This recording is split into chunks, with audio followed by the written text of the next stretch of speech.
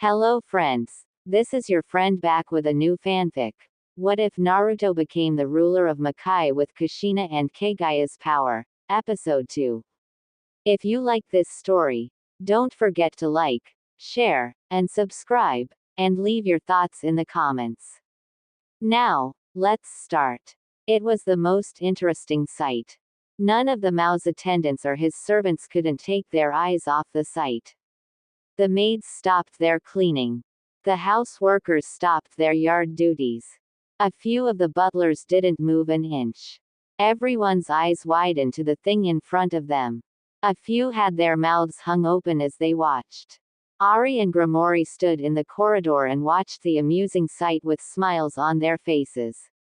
Never in anyone's dreams could they have ever fathomed this from their demon king. It was just impossible that the most powerful ruler of their kingdom was actually doing this. It was just not possible. Open wide and say, "Ah, Saya-chan," Naruto said, smiling with a spoonful of bloodied mush. Saya giggled and clapped her small hands while Naruto tried to get her to mimic his open mouth gesture. Ari placed a hand over her mouth while Gromori shook his head. Saya opened her mouth and Naruto placed the food inside. Saya drank the blood from the spoon and laughed while Naruto grinned widely. The biggest news that ran across the regions of Makai, in conjunction with the Mao's return, was the ruler's taking of an orphan vampire child. The fact that this seemed to spread overnight was also an astounding fact. A few silent-mouthed demons theorized that the child was a forsaken one from one of the many vampire clans near the northern region, but that wouldn't have made much sense as vampires were known for having very close family relations and responsibilities. Others theorized that she was the possible breed of a human and vampire. That was something that actually sickened most. What self-respecting demon would dare to procreate with a human? The most outrageous thoughts were to the Mao disappearing for so long to have an affair with a forsaken female vampire, and he took responsibility for the child now. Of course, very few people actually believed that one. However, regardless of any of these theories, none saw fit to deny the child or think bad of it. It wasn't like the child was doing anything that warranted any hatred of her kind. Half or not, she was still a demon. Also, the fact that anyone who thought less was going to be speaking with the Mao deterred anyone from thinking that. All done, Saya-chan. Good girl. Naruto spoke with a smile. Saya giggled at him before reaching out her hands. Naruto blinked before slowly nodding. He reached out his long arms and picked up Saya into his embrace. Saya quickly snuggled into his chest while Naruto wiped off some of his blood from her mouth. He gave a smile before looking up to see everyone looking at him. His eyes slowly narrowed. "What?" he asked. That voice broke everyone from their stupors before they quickly returned to work. Naruto raised an eyebrow at their antics before slowly shaking his head with a small sigh. He then took notice of his mother and his attendant walking down the stairs. Both still had those wide, mischievous smiles across their faces. Naruto didn't even know what to make of it. He was sure, however, that he wasn't going to like it. "I must say, Mao-sama, I never took you for the father type," Gromori spoke, getting Naruto to glance at him.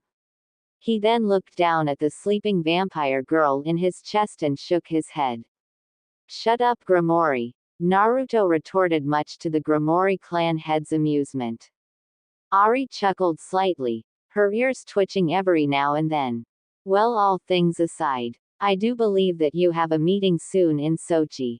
Even after all these centuries, I still never understood how you dealt with your council." "Sure, I'm there, but the difference between you and my duties were so different," Ari said. Naruto sighed when he remembered that. For all his wonders, he had found himself at peace one time in the pocket dimension when he learned that he didn't have to listen to his counsel for a while. That alone had set him along with a few peaceful hours. However, he was sure that his counsel had changed.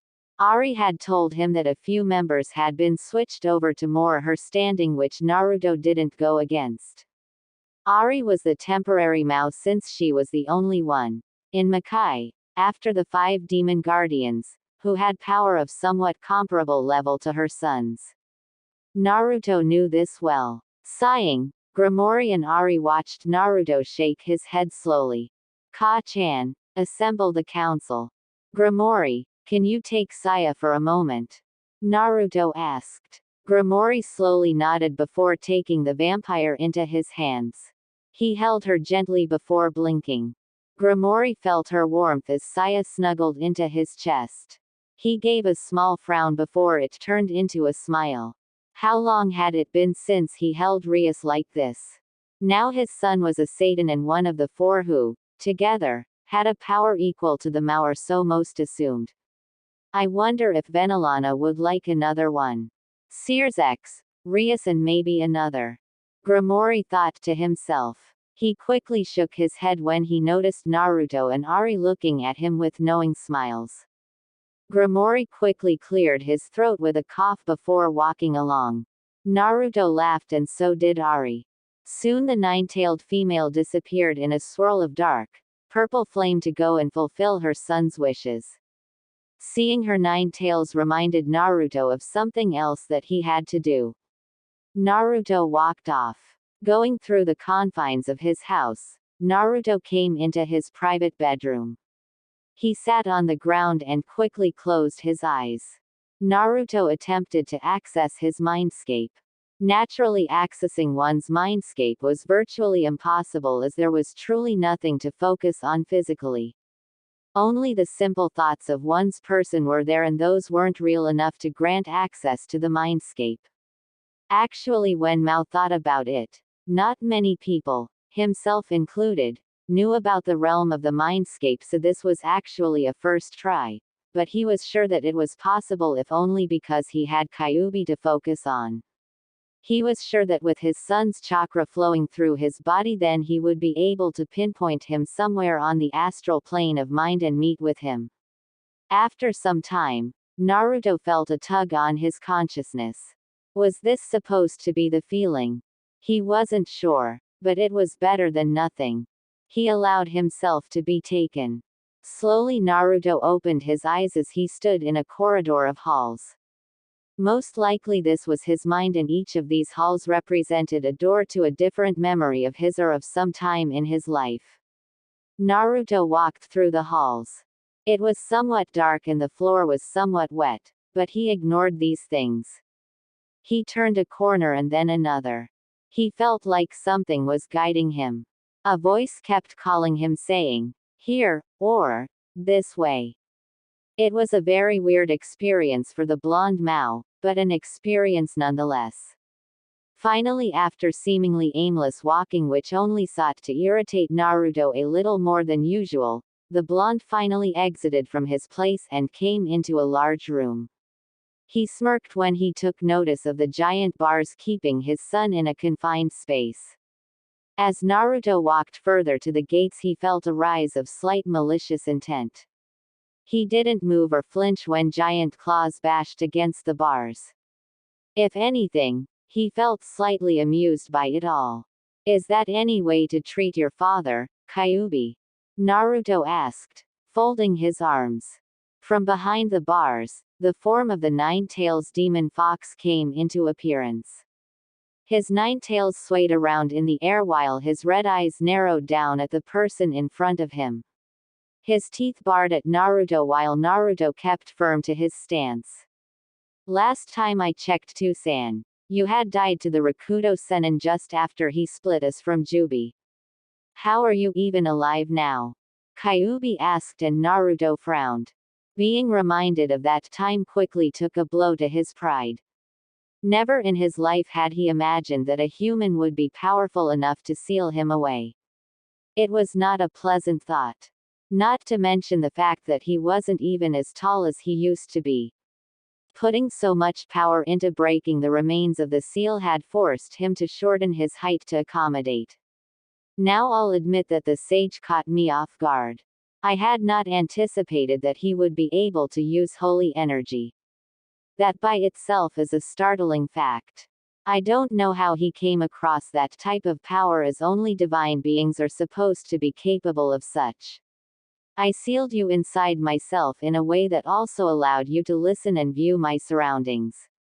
You obviously know the entire story from when I told Kami and the Grand Council, Naruto speculated to himself. Kyuubi narrowed his eyes while Mao did the same. The two seemed to be in silence for a short time before Kyuubi finally spoke. Even though we are separated, I still have some of Shinju's memories. I believe that when Sage's mother ate some of the fruit, then she gained powers like the demons, since the Jubi is a representation of your power since you created her. Perhaps the sage attained his powers through his mother and through you, Kyuubi theorized. Naruto frowned before snorting. He hated to admit that his son had a point and that this was all some sort of karma backlash, but he doubted that he could see it that way. Kyuubi, I don't know if you have forgotten, but you should know that the Mao doesn't wield holy energy. It's unlikely for one to have holy energy and demon energy at the same time. The two are natural opposites, Naruto said, and Kyuubi slowly nodded, though Naruto knew that it showed on the large fox's face that he didn't completely believe him in that regard. For some reason, Naruto didn't even believe himself, and that was the most troubling thought. However, Kyuubi watched as Naruto shook his head from the thought. The blonde would have to deal with that later. Anyway, Kurama, where are the others? Naruto asked, and Kyuubi frowned. His tail swirled around and bashed against the bars of his jail cell. Naruto raised an eyebrow at the reaction before Kyuubi looked down at him. Who the hell is Kurama? Kyuubi asked with a small snarl while Naruto countered it with a large one.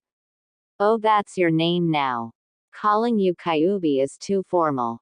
Just like Grimori calling me Mao all the time. While I was inside that dimension, I had a lot of time to myself, and seeing most of you, I heard the humans give you titles and such. Kyuubi no Yoko, the nine-tailed demon fox. Normally I would be more apprehensive about anyone using the name demon of any sort for our race, but I suppose that title holds value to you. No one seemed to call you real names, so I'm going to resolve to give you names of your own, Naruto said with a smile. Kyuubi quickly raised an eyebrow before finally snorting. He then laid his hands on his paws before closing his eyes. Whatever, Kyuubi said, and that only served to make Naruto smile even more. Kyuubi took a glance to the Demon King before finally sighing once again for the umpteenth time. So when are you going to let me out of here? Kyuubi asked rather hopefully. Naruto's eyes lit up for a moment before he placed a finger to his chin. He looked at Kyuubi, boring his eyes into his head, which got Naruto to grin, if only a little.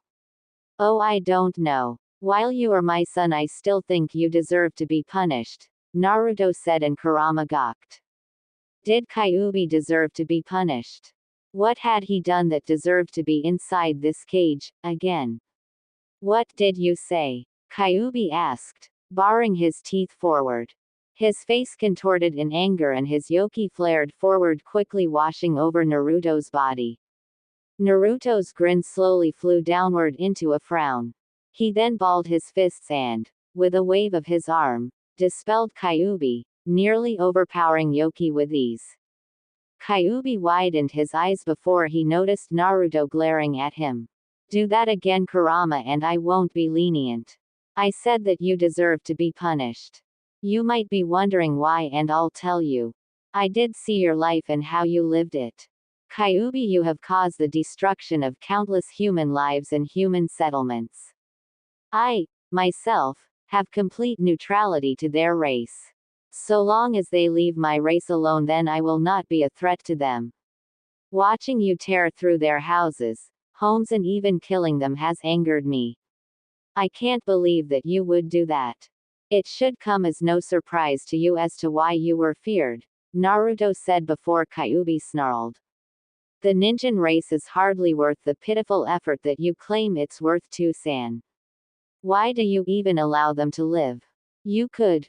Kyuubi widened his eyes and slightly shivered when he noticed Naruto looking at him firmly. Get out of here, monster. You'll never be one of us. Who is that boy? They must be insane to have let him out. He should have died that night. He's nothing but a damn pest to be eliminated. Naruto closed his eyes before placing a finger to his temple. What was that? Some type of vision or dream? Mao wasn't sure, to be honest. He just realized that he had a very small headache. This crossing into the mindscape must have been getting to him. Obviously it might have been giving him fake memories or visions of some sort. The blonde folded his arms and shook his head. Even after centuries, you are still sometimes childish, Kurama. The humans are Kami's work. Well, the previous Kami anyway. Even those as powerful as me have to abide by rules, and if those rules are broken, then there is nothing keeping this world together. The divine beings, demons, and humans must learn to coexist, however hard it might be. Just because I can do something doesn't mean that I should. Kurama, you and your siblings have utterly given my race a bad name, and while this type of stigmatism has always been around since the time of Hagoromo's mother, that still doesn't excuse your actions. How did you get so arrogant now? Naruto asked with a sorrowful look. Kyuubi snarled before he snorted and turned his head away. Naruto watched the action before shaking his head. I'll be back to talk with you later, Naruto said. Kyuubi watched the blonde turn around and begin to fade away. It was then that Kyuubi widened his eyes. You aren't letting me out? Kyuubi asked, and Naruto flipped his head back and his serious expression suddenly turned playful. Oh no, Kurama. While I watched you do these things to the humans, I was thinking of an appropriate punishment for your actions. I'm not heartless, but I am still the one who created you. Hagoromo may have split you from Jubi-chan, but you're still my responsibility, and it's clear to me that you do not know how to act like a respectable demon. Until I deem it fit, you will stay here. Learn your lesson, Kurama. I don't want to have to isolate you any more than you have already been, Naruto said, and Kyuubi snarled. You're too soft, San. Kyuubi managed to snarl out, his voice bellowing through the halls just before Naruto faded out of sight, leaving the nine-tailed demon fox alone in his cage, his punishment. Kyuubi growled before thrashing his tails heatedly to the bars barring his freedom. In his tirade, Kyuubi's claws grabbed at the ground in anger. What did his San know anyway? So what if he was trapped in a dimension for those years? It wasn't like he experienced all the damn things those ninja had done. But this treatment wasn't fair. Naruto opened his eyes when his ears heard a knock on the door. Standing to his feet, he effortlessly opened the door to see a demoness quickly compose herself. Mao-sama, the council has been assembled and is waiting for your appearance. Grimori-sama also told me that the 4 Satans would be there as well, she said. Naruto gave a small glare before it quickly turned blank. The demoness, for all her life, wasn't able to read the expression on his face before Naruto nodded. Thank you. I'll be going, Naruto said. The demoness quickly bowed before she watched in surprise as Naruto disappeared in a swirl of dark purple flame. Konoha, with Kushina. Kushina quickly came through the door of her apartment. Her very lonely apartment, and dropped her grocery bags to the floor. Sitting on the couch, she leaned her vibrant red hair back, allowing it to nearly fall to the ground from its sheer length. For Kushina, it was funny. You never realize what you have until it's gone. Never in her life had Kushina found herself reminiscing about Minato. Kushina didn't regret her choice to not be with Minato. She thought that they could only be friends, and he wanted things that she just wasn't ready for. Or maybe it was that she was too scared to try. Kushina wasn't sure. Minato was gone and there was no bringing him back. Now I've depressed myself. Databane, Kushina said to herself. She quickly reached for her remote and turned on her TV. There seemed to be a commercial about stupid bars of soap before Kushina stood to her feet. The habanero redhead quickly craned her neck with help from her hands. She was sure that she was stiffer than a board. She did feel a little uptight. Then again, Kushina felt that she had reason enough to be. In conjunction with Minato's death, there were also problems with her friend, Uchiha Makoto, and that man, Naruto Uzumaki. Kushina held a bottle of water to her lips in reminiscence. How could she forget that presence a day ago? It was truly the most overwhelming presence that she had ever felt before. No one, not even the Sandaime, held this demonic, kingly aura that she felt. He definitely wasn't taller than her, just about the same height she figured. It was strange how his blonde hair had the exact spiky composition just like Minato's. It was rather strange. And then there was his deep, bright, blue eyes that just made you feel like you were drowning in a vast sea of power. It was such an exquisite feeling. Kushina widened her eyes before shaking her head. Damn it, now wasn't the time to act like that. This was a man who had something to do with her friend's death and herself, since he now held the Kyuubi inside himself. Kushina could help, but shuddered at the mere thought. Someone, this person not even aligned to Konoha, was out in the world with the most powerful Biju held inside him, and there hadn't been a single sighting of the man in the last few hours that she had been awake. Of course she doubted that with the gall he had to actually make it into Konoha, as well as threaten the council that he would lay low for a while, but Kushina couldn't help but think that with his level of aura then there would be no need for such a thing. However, Kushina couldn't help but ponder his words that time. What did he mean when he said that he wondered if he could call rights on his last name? He claimed that he was a Uzumaki, but he wasn't related to her. Was he perhaps a long-distance cousin? No, Kushina doubted that much. There was something about him. It was like she recognized him at some point. She was sure of it. In her fear, anger, and tiredness back in the council room, she didn't realize it, but she could feel something between the both of them. It was faint, borderline disappearing, but it was there. Kushina had never been one to second-guess herself, especially since she was formerly one of Konoha's top Anbu. Shaking her head, Kushina snorted. Well, I can't let him bother me. Next time I see him I'll get my answers. Then I will find some way to seal the Kyuubi back into me. He obviously did something that allowed him to seal the Kyuubi into him without destroying his chakra coils. Mito Bachan did the same thing, Kushina said to herself. Suffice to say that the redhead habanero had easily encountered a problem she never had before was an understatement. Yo, that look doesn't suit your pretty face, Kushi-chan. Kushina narrowed her eyes before sighing. Can't you come through the door like a normal person? Aro Senin. Kushina said with a small smile as she turned around to see her window open and a tall man with waist-length spiky white hair leaning his body on her windowsill. He wore a red haori overtop, a dark green shirt kimono with matching pants. His feet clattered across Kushina's wooden floor, revealing his wooden sandals. You're still going to call me that, are you? He asked while Kushina chuckled to herself. You're lucky that's all I call you.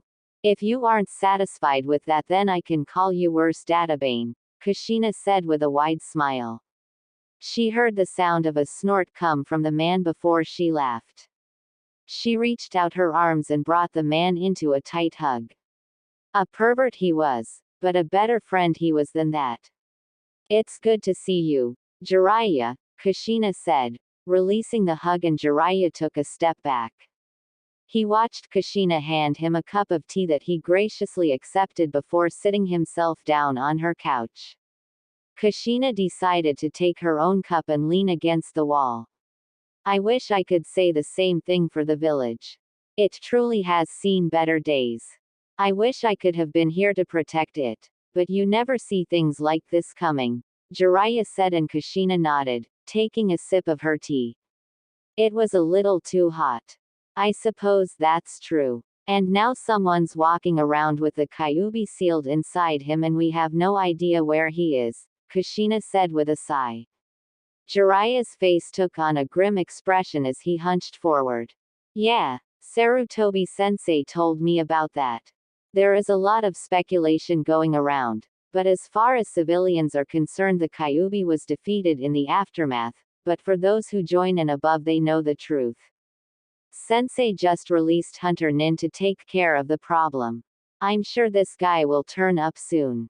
What was his name? Jiraiya asked, and Kushina chuckled dryly. He said he was Uzumaki Naruto Databane, Kushina replied. Jiraiya's eyebrow quickly raised to her statement as he proceeded to fold his arms. Uzumaki. Your clan. A survivor? He asked, and Kushina quickly shook his head back and forth, denying it all. Jiraiya, you weren't there. He said that he's not related to my clan in any way, and his aura. It trumps your own and Hokage-sama's. I'm not sure if that happened after he took Kyuubi, but I'm unsure, Kushina said, and Jiraiya frowned. Jiraiya didn't mean to toot his own horn, but he figured that he was definitely one of the strongest shinobi in the world to date. How could someone as strong as what Kushina was describing go unnoticed to anyone, especially Jiraiya given the Sanin's spy network? Well, I got his description from Sarutobi-sensei, so he'll turn up quickly, I'm sure. How are you feeling? Jiraiya asked. Kushina sighed and slumped to the ground. If I had to be honest, then I would say that I feel terrible. The doctors said I shouldn't even be walking around, but I'll be damned if I stay in a hospital, Kushina said with a huff. Jiraiya quickly laughed while he rubbed the top of his scalp. I still don't understand your hatred of hospitals, and I doubt I ever will. Kami, if you had a son, I bet he would be just like you, Jiraiya said, and he noticed Kushina quickly frowning. The redhead slowly began to withdraw into herself. Kushina? Jiraiya asked, and Kushina closed her eyes. I don't understand those who want children. Maybe it's because I have never been a parent, but I could tell that Minato wanted to be a dad. I couldn't see it for myself. Taking care of one, I mean. I don't get it, Databane, Kushina said, and Jiraiya's face quickly turned neutral. I get what you're saying, but I sort of understand Minato more. All my life I've truly tried to get Tsunade to be with me. True, she's very beautiful, and her, oh man, those are every man's dream, but I can't see myself having a family with anyone else but her. She might not feel the same way, but that's how I feel, Jiraiya said, getting Kushina to glance at him. Wow, so even you can say deep things every once in a while, Ero Sennin. Though I'm sure what would help you is if you gave up that little hobby of yours, Kushina said with a smile. Jiraiya's grin could only possibly increase before he stood to his feet, downed his tea, and placed the cup on the wall. Not even Tsunade Senju can put a halt to research, Jiraiya said, and dashed out of the window. Kushina shook her head and sighed. Still the same old pervert. She never understood his books, but she wasn't about to go chase him. For once, the redhead habanero was all out of energy to do anything. Konoha, underground. If it were even possible for Danzo to frown any more than how he was now, then he would have done it. In front of the elderly council members of Konoha were 3 teens who could be no more than 13. Each of them held the standard black and gray Anbu armor and animal mask. Each had their heads to the ground low. Repeat what you stated, Danzo stated firmly. There wasn't any irritation in his voice or even any anger, but for those who had a better understanding of how the man thought, which was a very, very select few, they would know that he was not taking this news very well. Danzo-sama, we have not uncovered the location of one, Uzumaki Naruto, as of yet. We believe that due to the fact that he has been seen before the council along with how confident he was then he won't be showing himself anytime soon. We accept any reprimands for this mission, sir. The young Anbu said, and Danzo slowly turned his back to the three of the young Anbu members. His eyes gazed at a lasting fire. Its flames burned the logs in their place as the small sounds of cackling could be heard.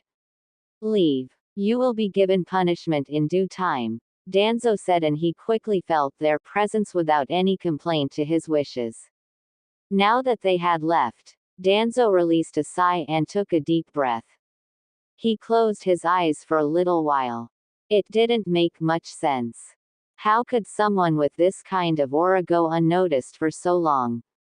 Danzo had his Anbu search bingo books that spanned even before his age. He didn't know why, but the way the blonde young man held himself then, there was no way that he was younger than he seemed. However, every search on him turned to be nothing, as there was not one claim of there being an Uzumaki Naruto. How could someone so strong have gone through anyone's notice for whoever knows how long? Snapping his fingers, Danzo felt one of his Anbu drop to the ground on one knee. "Hi, Danzo-sama," he said. The young man had whitish gray hair. His face being covered by a mask was the only thing that kept his features different. He wore the same armor, the same tanto. The only things different were his mask and his hair, nothing else. Every feature was plain. "I have a mission for you. Do not fail me. The integrity of Konoha is in jeopardy. You will make a life for yourself in each of the nations. You will go to Kurigakure and live there for exactly 1 year. Then you will move to Iwagakure for the same amount of time, and then to Sunagakure, and finally Kumogakure. During these times you will report back to Konohagakure on your progress. Your mission: integrate yourself into their forces and discover the existence of one who calls himself Uzumaki Naruto. Be discreet and track him. If you find him, do not engage.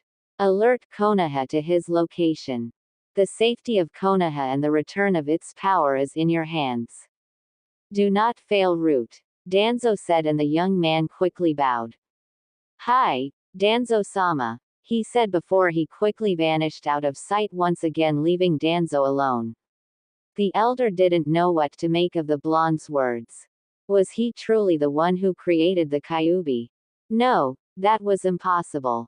There was no way that this young man could have done something so complex, and even then it defied all logic.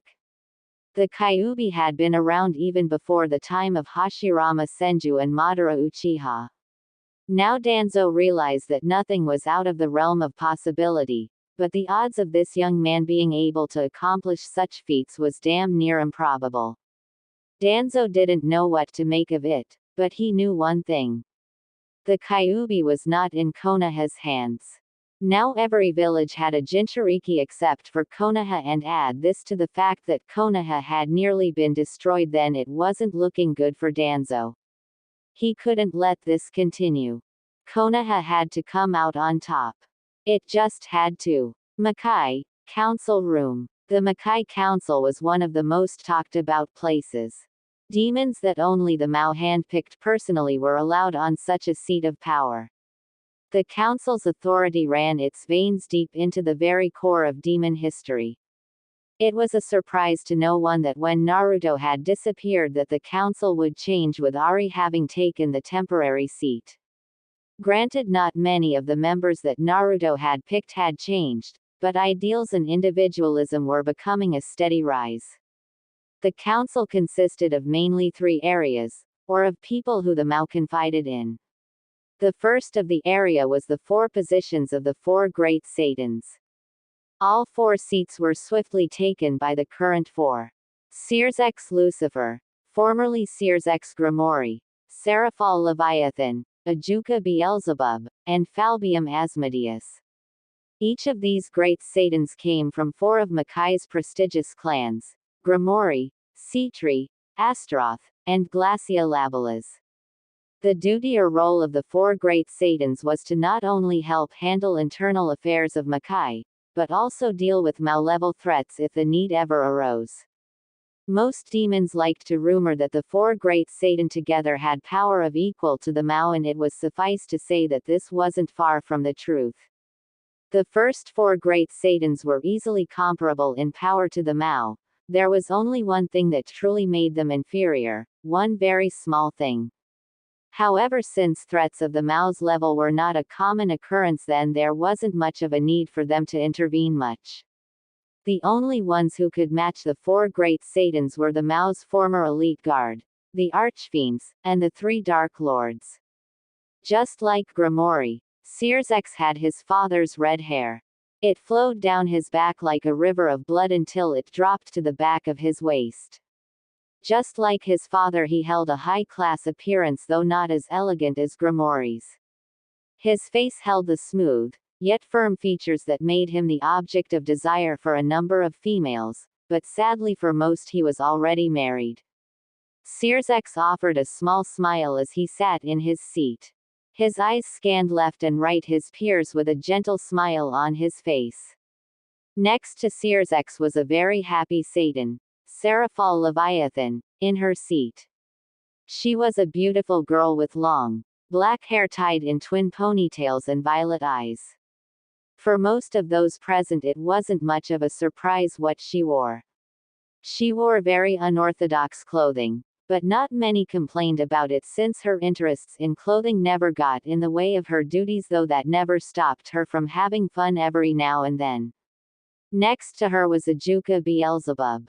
Ajuka had black hair that didn't go so far down as Searsex, but it was still a significant length. The sides of his black hair went down in the form of silky bangs. Most ended up thinking that the man was strange from the way his aura was.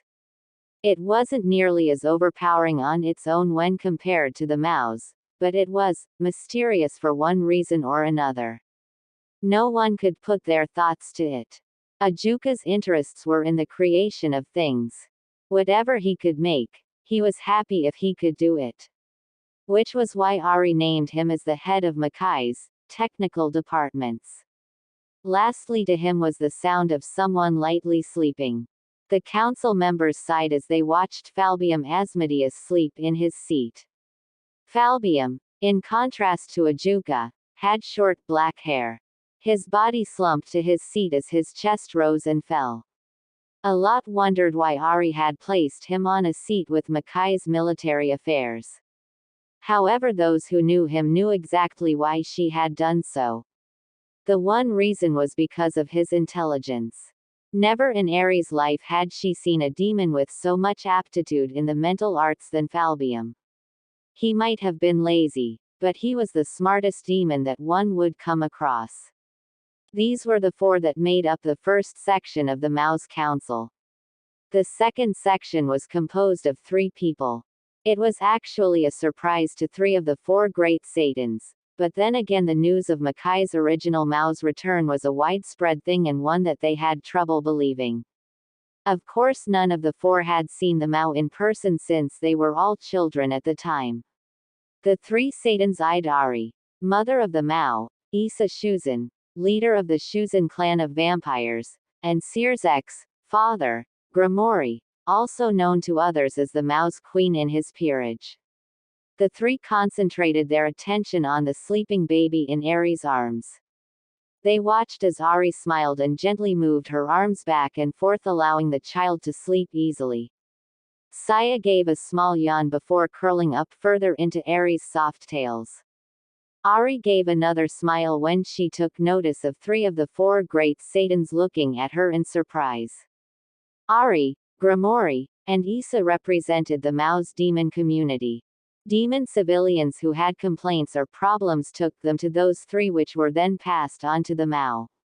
Not that people couldn't come to him personally if they had problems, but well-being in front of the most powerful demon was more than a little intimidating. The last sect of the Mao's council were the Dark Lords. There were 3 seats there and all 2 people were there. Tenmei Mikogami, Toho Fuai, and Akasha Blooddriver. Issa and Akasha exchanged a glance. The 2 glared at each other before finally acknowledging the other, then broke the staring. The atmosphere around the room grew tense with the two present. It was understandable since the two had originally been married until they had a falling out. Akasha remained a Dark Lord while Issa remained the head of the Shuzan family. The Dark Lords were responsible as being the Mao's attendants when he was going to the Grand Council for his meetings. They were the most honored of the demons as they were the three that helped keep guard of the Grand Council along with Kami's divine beings. Though now that wasn't the only thing they did since the formation of Yokai Academy, which was made to help young demonic children harness their individual powers and, if they so decided, use those powers in the service of the Mao. The four great Satans, Ari, Grimoire, Issa, and the Dark Lords surrounded the large room. So Itan, who is the father of the baby? Serafal spoke with a large smile on her face. Ari looked up and the others seemed to want to know as well. Well, other than Grimoire and Issa, that is. Unfortunately, I don't know Serafal. Ari replied, and Satan blinked while Sirzex blinked as well. Ajuka frowned slightly before narrowing his eyes at the sight. Are you the mother? Ajuka asked rather directly. Ari's eyebrow twitched slightly before clearing her throat. Would you be surprised if I was? Ari asked tauntingly. Ajuka snorted before folding his arms and looking off in a corner of the room. Ari giggled while Grimoire shook his head slightly. He allowed one of his elbows to rest on the table while his put his head in his hands for leverage. Considering that Ari-sama's reactions to possible suitors ended less than favorable previous times, then we can guess she's not. Sirzex spoke, smiling as well. It was certainly strange to Issa to be around this many people smiling since he hoped for a bit more professionalism, but maybe that was just him in that regard. Issa shook his head and leaned himself back into his comfortable seat. It's not Ari-san's. The baby is of vampire origin, but it is only strange because she does not hold a yuki that is from the several vampire clans. So until further notice she is considered adopted as the Mao's daughter, Issa said, and the three quickly stayed silent. Akashi, Toho, and Tenmei glanced at each other before looking back at Ari holding the girl named Saya. If that's the case, then Mao-sama will most likely teach her the demonic arts, Akasha answered. Issa slowly nodded and Ari did agree. Now that she was adopted, people were going to be expecting great things from the tiny vampire. Though Ari and Naruto were happy enough if she just tried her best, the rest of the community wouldn't see it that way. Well, you just leave that to Sochi and myself. I'm sure that we'll be fine, Ari said, and everyone nodded, albeit slowly. It was then that the doors opened and those awake turned their eyes to the sight in front of them. Sirzex, Serafal and Ajuka slowly widened their eyes as they watched Naruto walk through the chamber. The young blonde grinned slowly. His blue eyes took the form of the others. He took in the presence, form, and power of Serafal, Ajuka, and Sirzex.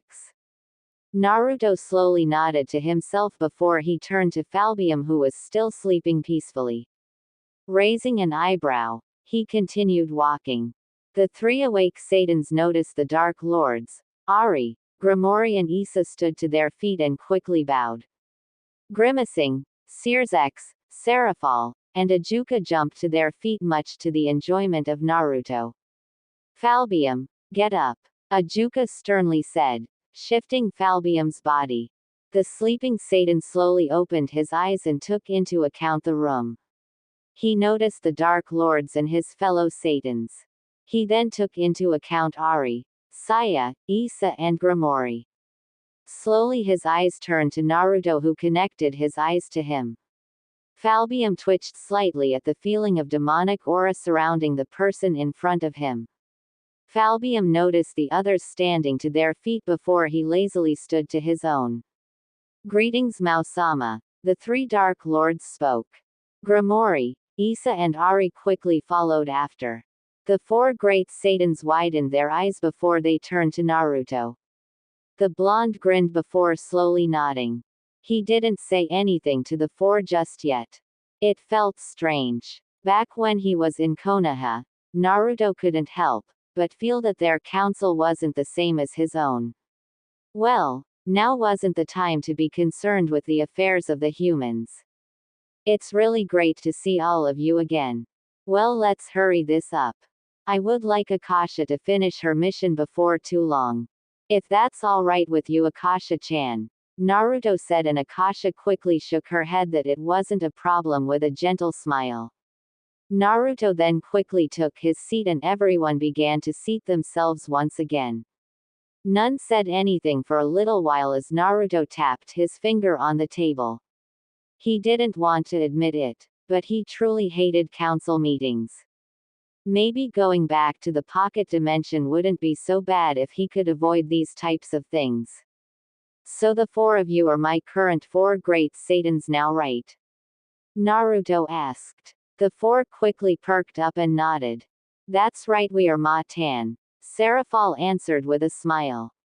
The other three glanced at her before they glanced back at Naruto. The blonde looked at her firmly before snickering to himself. Shaking his head slightly towards the four, he then leaned back into his chair. You can all relax. I'm not going to take away your positions, Naruto answered. The four quickly glanced at each other, if only for a brief moment. Looking around the room of the council and seeing the expressions of the Dark Lords, Ari, Grimori, and Issa Shuzen, the four Satans easily concluded that they were standing too stiff. It was obvious why they were nervous, or at least it was obvious why they seemingly kept fidgeting from time to time. It also didn't help them when they all saw Ari chuckling to herself. Saya gave a small yawn, but didn't stir from her slumber. Mao-sama, we know that the Great Satan position is one that you take seriously. We want you to know that we are willing to do anything to prove to you that we are capable enough to. Searzex quickly stopped when Naruto raised his hand midway into the air. His blue eyes zoned in on their forms and a small smile came across his face. Yes, you will have to prove to me that you earn that position, but I also don't see the need to not let you keep the position because I know Ka-chan, and above all else I know I can trust Ka-chan's judgment if it comes to an important decision like this. If she lets you have the position, then I will trust her judgment, Datbeo, Naruto answered, taking a glance at his mother. Ari smiled quickly in return before Naruto went to other things. Now then, how did Vazda go rogue? Naruto asked rather firmly. Everyone in the room winced at his tone. For a while no one said anything as they were afraid to speak on the matter. Ever since the reason for Vazda's leaving, Makai had questioned this incident. It was widely known that Vazda, though with somewhat good intentions towards his demon race, was unnaturally obsessed with the human world. Or more like he was obsessed with making it a territory for the demons. Ari had noticed that almost as soon as Naruto disappeared, Vazda had assembled the council for the purpose of seeking out a temporary Mao. At the time, Ari had been at her very lowest when Naruto hadn't returned. Her sorrow and worry had taken a full hold over her body. However, Ari had just enough strength of will and faith in her son that she still attended the council meetings. She figured it would make her son happy if she did. Vazda was the one who nominated himself to take over Naruto's position, at least for the time being. The four great Satans of that time had expressed a small disapproval of his nomination, if only for the reason of the title that he already possessed, which was that of the Archfiend Dark Lord. A rule for Makai was that you couldn't hold two positions at one time. If you wanted to be one thing, then you had to leave the other. The only exception to that rule was the four great Satans and the council members, for you had to have one position to have another. To be the director of military affairs, you had to be a Satan, or to be a director in the technology department you had to be a Satan. Things such as these were exceptions. What Vazda was wanting was not an exception. By a unanimous vote, the council agreed that Vazda would stay where he was and Ari would take the job since she didn't have a current position, but still had the power that was only slightly off in comparison to Naruto's. Ari handled it well. She took the position without much complaint, her only exception being that she was to be addressed as the temporary Mao, which everyone agreed. Shortly after that, for unknown reasons, Vazda left Makai along with his sect of demons known as fiends. Since then, there hadn't been a word from Vazda in those centuries that Naruto was gone. Naruto, himself, was listening to their story intently. It was obvious to him that his mother wanted to go after Vazda, but circumstances stopped her from doing so, specifically his disappearance. From what we know, he and a significant portion of the fiends left. We just know that he displays an interest in the demon statue, Akasha answered.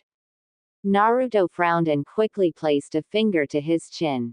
As much as he would rather not, he had to bring that to Kami and Michael during the next meeting. The demon statue was no laughing matter. All right then. Anyway, I also want to make everyone clear. Makai will have to intervene in the human realm a little more, Naruto answered. Everyone quickly perked up at that information.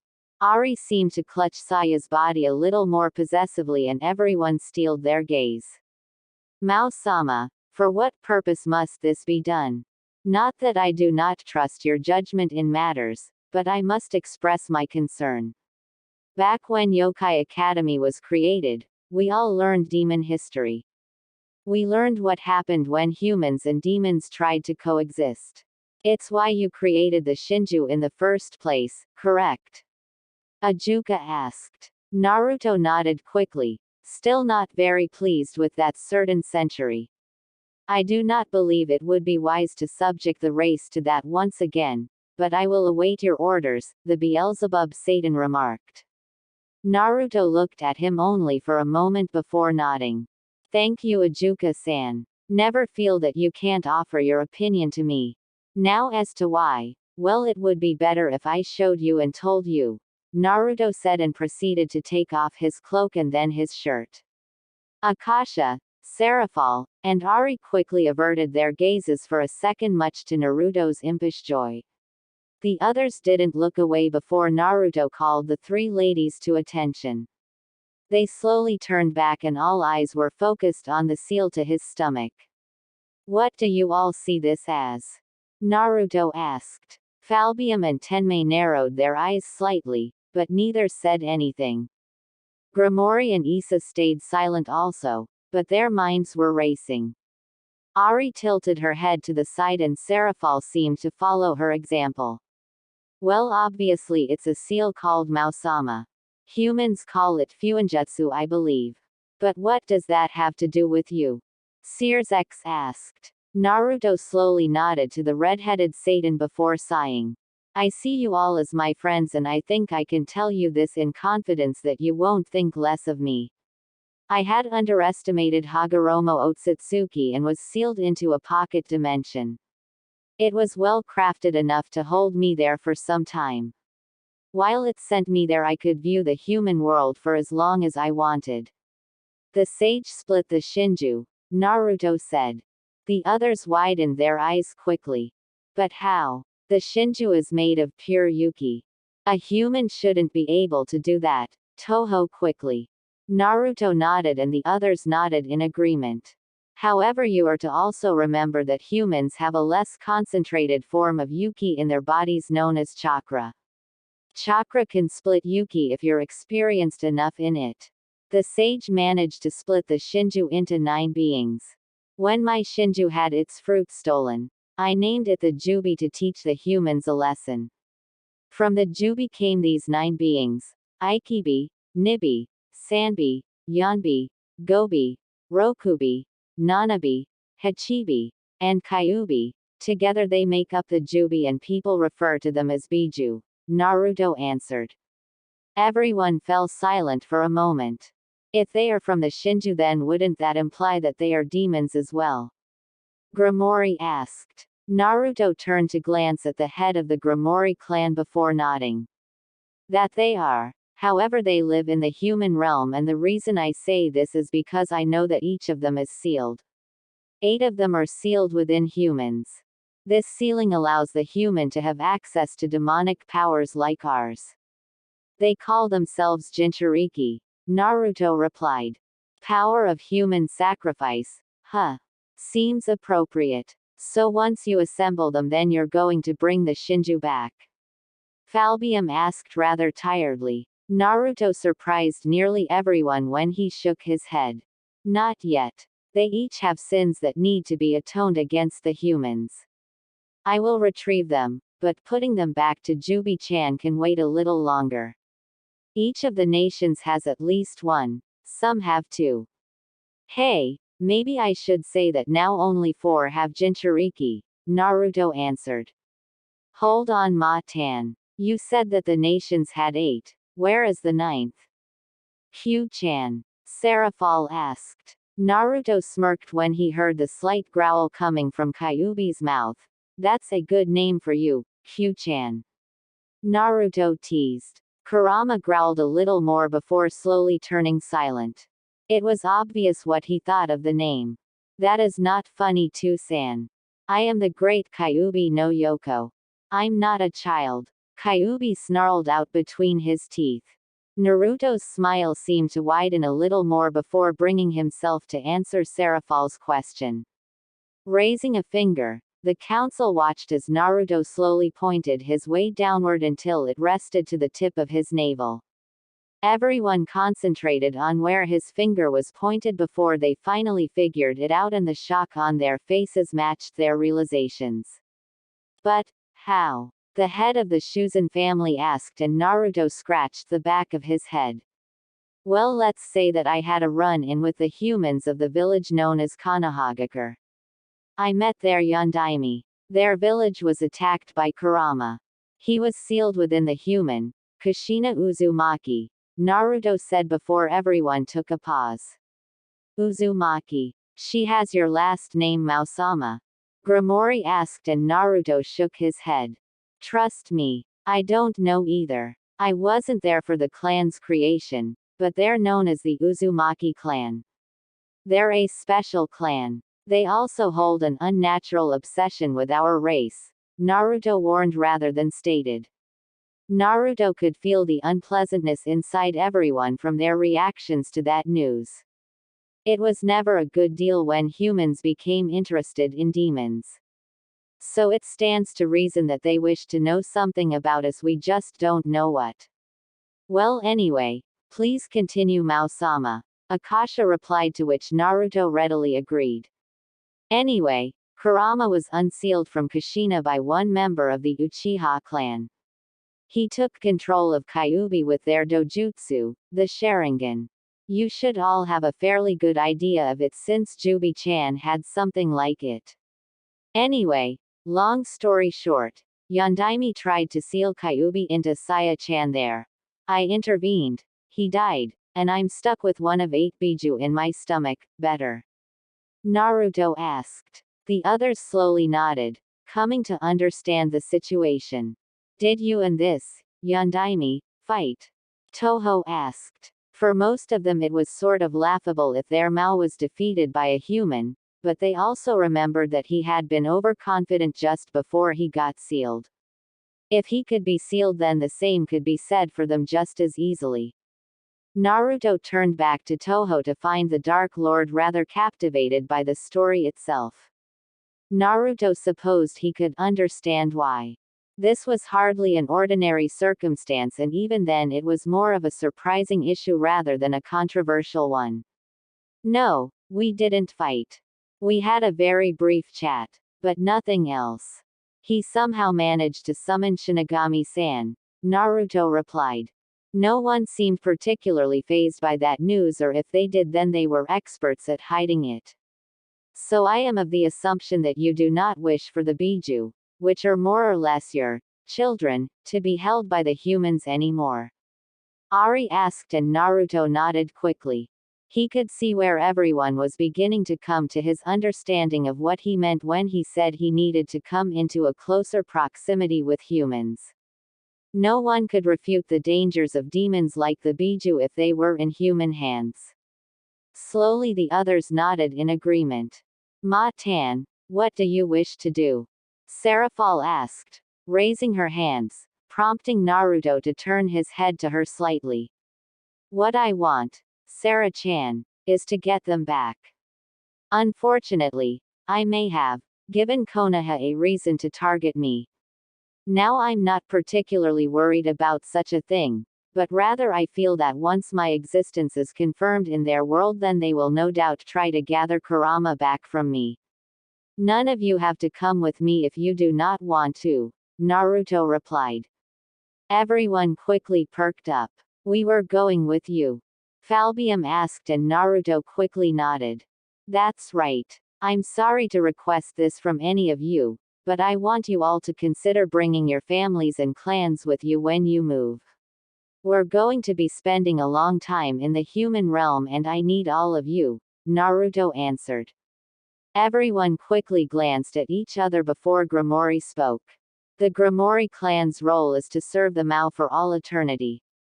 We will follow you wherever you go, Mao-sama, the Gromori head replied. Searsek eyed his father before giving a wide smile and nodding in turn. Well, that's all fine and good, Mao-sama, but who is going to run Makai? Forgive me for saying this, but your absence has left a rather large void in Makai's heart. I don't think the people would be overjoyed to learn of your travels or objectives so soon, especially not since you only came back yesterday, Ajuka responded. The three Dark Lords easily agreed with the Beelzebub Satan in what he was talking about. They had all worked hard with Ari to maintain stability, and those were trying centuries. Having the original Mao back had quickly placed a sort of lid of authority over Makai, and if people learned he was leaving again, then no doubt the actions and rants would increase. I have an idea for that too. Don't worry about that, Datbeo. Just have your things ready as soon as you can if you agree to go, Naruto said, looking at the others. Everyone nodded and Naruto dismissed his counsel. Walking over to his mother, he slowly picked up the now awakened Saya into his arms. Saya giggled quickly before grabbing his cloak. Naruto smiled as everyone began to file out. Sochi, you know I trust you, but are you sure you really want to be in such close proximity to humans again?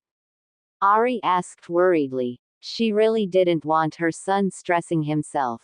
Mao or not, he could still get tired just like everyone else, and also like everyone else, if the circumstances were right, he could even die. The mere thought of Naruto dying to a human literally tore at Ari's heart, but she pushed the thoughts down. Naruto quickly turned before kissing his mother over her forehead. Ari's ears perked up and her tails sagged slightly in happiness. Ari involuntarily purred while her eyelids dropped. It will be all right, Ka-chan. I promise, Naruto said before walking out while Ari huffed. Damn it, he always gets his way whenever he does that to me, Ari said to herself before she quickly followed after her son. Gromori household. Gromori quickly came through the door to his mansion. His feet echoed through his house before one of his demoness maids quickly came. It is a pleasure to receive you, Gromori-sama, the maid stated to the Gromori head. Gromori slowly gave a small smile before letting his signature smile make its way across his face. Thank you, Ma-chan. Ma, tell the servants around the house to be prepared. I'm going to have Mao-sama prepare to transport our household. We will be living in the human realm for a time, Gromori said, both for passing information as well as judging his attendant's reaction. Ma, more known as Mai, slowly raised an eyebrow, but she quickly nodded with a bow. If it wasn't for her to know, then it wasn't important to her services. Understood, Gromori-sama. Shall I inform Benalana-sama of this as well? She asked. Gromori couldn't stop the warm smile on his face once he thought of his wife. No, that will be all right. It would be best if I told her myself, Gromori answered. The maid, Mai, acknowledged his order before going off to tell the maid and servants her lord's orders. Gromori watched her go off before he began his ascent up the stairs. Here was the house that was inherited to him from former grimoires. If Grimoire were honest with himself, then he couldn't help but slowly find himself intrigued by the human world. This would allow for him to follow up on a small hobby of his, observation. Grimoire loved observing things and even trying new things. He wondered if his wife would feel the same. After walking through his house, Grimoire stopped at a door. He quickly knocked on it slowly.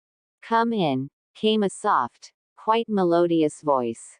Grimoire opened the door to Venelana's room and walked inside. He offered a smirk.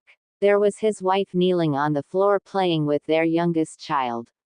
Grimoire first took into account his wife, Venelana Grimoire. Formerly known as Venelana Bale, coming from the Bale clan, she was the eldest daughter of the Bale clan. Throughout Makai, her name was well known, and not just for her looks or her position as Grimoire's wife, but rather also for her strength. To all, she was known as the Brunette Madam of Extinction for her deadly use in her clan's special ability known throughout Demunkand as Power of Destruction. The ability was strangely only able to be used by those of the Bale clan. Not even the Mao was able to learn it. It was only something that this clan could learn, which was still a mystery of why even to this day.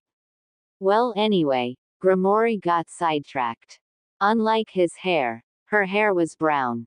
She wore a high-class blouse covering her ample assets. Around her neck was a necklace that Grimoire had gotten her for her birthday. She had a soft smile on her face. Then Grimoire turned his head to his youngest daughter. Here was Rias Grimoire, second child of Grimoire and Venelana. Grimoire smiled. Rias had her father's hair, but his mother had beautiful features. Grimoire watched Rias play around her mother. She couldn't have been any older or any younger than Saya, unless by maybe a few months. Grimoire walked over to both his women before sitting himself next to his wife. "She's still small," Grimoire said, and Venelana quickly nodded. She then proceeded to kiss his cheek, much to his comfort. "How was the meeting?" Venelana asked, getting straight to the point. That was something Grimoire just couldn't take out of her. She was always straightforward. Not that he didn't like that about her. Sometimes it helped to not beat around the bush, but maybe that was just him and her. It went as it could have been expected. Mao-sama had a brief encounter with Makai's current Satans and he seems pleased. He's officially taken the young unknown vampire as his adopted daughter, Grimoire said as they watched Rias laugh to herself. They didn't know what was going on in her head. "I heard. Word tends to travel around here fast. Though I take it that the reason you are home so early is because this meeting has something to do with us." Venelana asked, and Grimoire slowly nodded. He held out his arms and he watched Rias slowly make her way towards him before landing herself into his lap. Grimoire brushed his large hand through the hair that she had before speaking. "Mao-sama has asked for most of the clans to be relocated to the human realm for a time," Grimoire said slowly, studying his wife. He turned his head and he noticed Venelana looking at him firmly. He stared back at her just as firmly. The two seemed to be having an internal debate with each other, and Venelana proceeded to break the staring contest to look down to her daughter. "Might I ask why?" Venelana asked. She had been to the human realm before on plenty of missions. She didn't know how they changed at that time. Venelana held no malice, hostility or vengeance against them. They feared what they didn't understand, but it was also that fear of why she wasn't sure. To have her daughter over there with humans growing up. It wasn't a pleasant feeling. Mao-sama says that things are moving in motion from what he's noticed in their ways while he was gone. Venelana, the humans have the possession of 9 demons, and if they keep them, then Mao-sama fears for not just our world, but for the order of all 3 worlds. We do not have to relocate. He has given us that choice. You, Rias, and the Grimoire household can stay here. I will go and help Mao-sama if that is what you want. I promised him my life, and as Naruto's attendant I will not fail him. The last thing I need or want is for you to be unhappy. Grimoire stated. Venelana twitched slightly while she brushed a hand over Rias's face. They watched Rias slowly fall asleep with a yawn. When we married, I vowed to stay beside you. I will not break that commitment now, if ever. We may relocate at your leisure, but I will keep Rias safe from all threats, human or otherwise. I also trust Naruto-kun. We are all friends, so I will trust you both to know that this is right. I will help prepare the sealing formula, Venelana said, getting to her feet. She walked out of the room while Grimoire sighed. That could have gone better, but at least his wife was on board, and right now that was all he wanted. All he wanted was her support. He looked down to the sleeping Rias and grinned. We're going to have a one-of-a-kind adventure, Rias. I promise that I will also keep you safe from anything, Grimoire said to his sleeping daughter. Rias's response was simply to bury herself into his clothing, much to Grimoire's silent joy. Shuzen household. And that is why we're leaving for the human realm. Have the house prepared for relocation. We leave tomorrow, Issa quickly spoke. There seated at the table was his family. His wife Gyokuro Shuzen and his 4 daughters, Akua Shuzen, Kalua Shuzen, Mocha Akashia, and Kakoa Shuzen. Why should we have to interact with humans? Aren't they the ones who forced us out anyway? Kakoa asked heatedly. The other 3 daughters remained silent, though the look on Kalua made him tense for some reason. Well, it was probably nothing. Kakoa, remember yourself. No one is saying that you have to interact with them. However, our presence is needed for Mao-sama to conduct his business, and the Shuzen family lives to serve Mao-sama. All of you understand that. I will prepare the seals to move the clan. I do not know how long we will be there, so I expect you all to keep to yourself as one would expect of the Shuzen family, Issa replied. Kakoa huffed, but nodded, and everyone else did the same. Gyokuro sipped her tea without so much of a word of complaint. Issa then dismissed his family and walked off, as did the daughters, leaving Gyokuro alone. Gyokuro slowly smiled. Mao-sama, you really have been away a long time, yet you still haven't changed. The world does not need humans in order to have order. There must only be Makai. You might be the strongest, but even you make mistakes, and when you do, Fairy Tail will not hesitate to correct your mistakes with the destruction of the human race, Gyokuro said to herself with a smile that didn't quite match those words. Oh no, it wasn't that Venelana hated humans. She merely wanted them to learn their place, and that place was to be a stool for Demunkand. Nothing more, but they could be less. However, the only thing that she felt was different from her and Vazda was that she didn't want to war with Kami. No, she just wanted the earth for her race. However, she hated to admit it, but she wasn't close to power when it came to Naruto. She needed a lot more. Well, let's see where this adventure takes us, Mao-sama. She asked at nobody before standing up and walking off gracefully, just like she had been brought up to do. Mao Mansion. Naruto sat on his bed watching Saya play with the toys he had given her. The unknown vampire child seemed to really gravitate towards Naruto's person. It was odd. Especially since vampires, such as those of the Shuzen clan, were more able to identify their parents. It was supposed to be an innate ability for a vampire to know their parents in some shape or form. Even vampire children were able to identify parents even if they hadn't seen them for a good century or so. It confused Mao about her. But he couldn't just leave her alone. However, he had to wonder, was he doing right by this?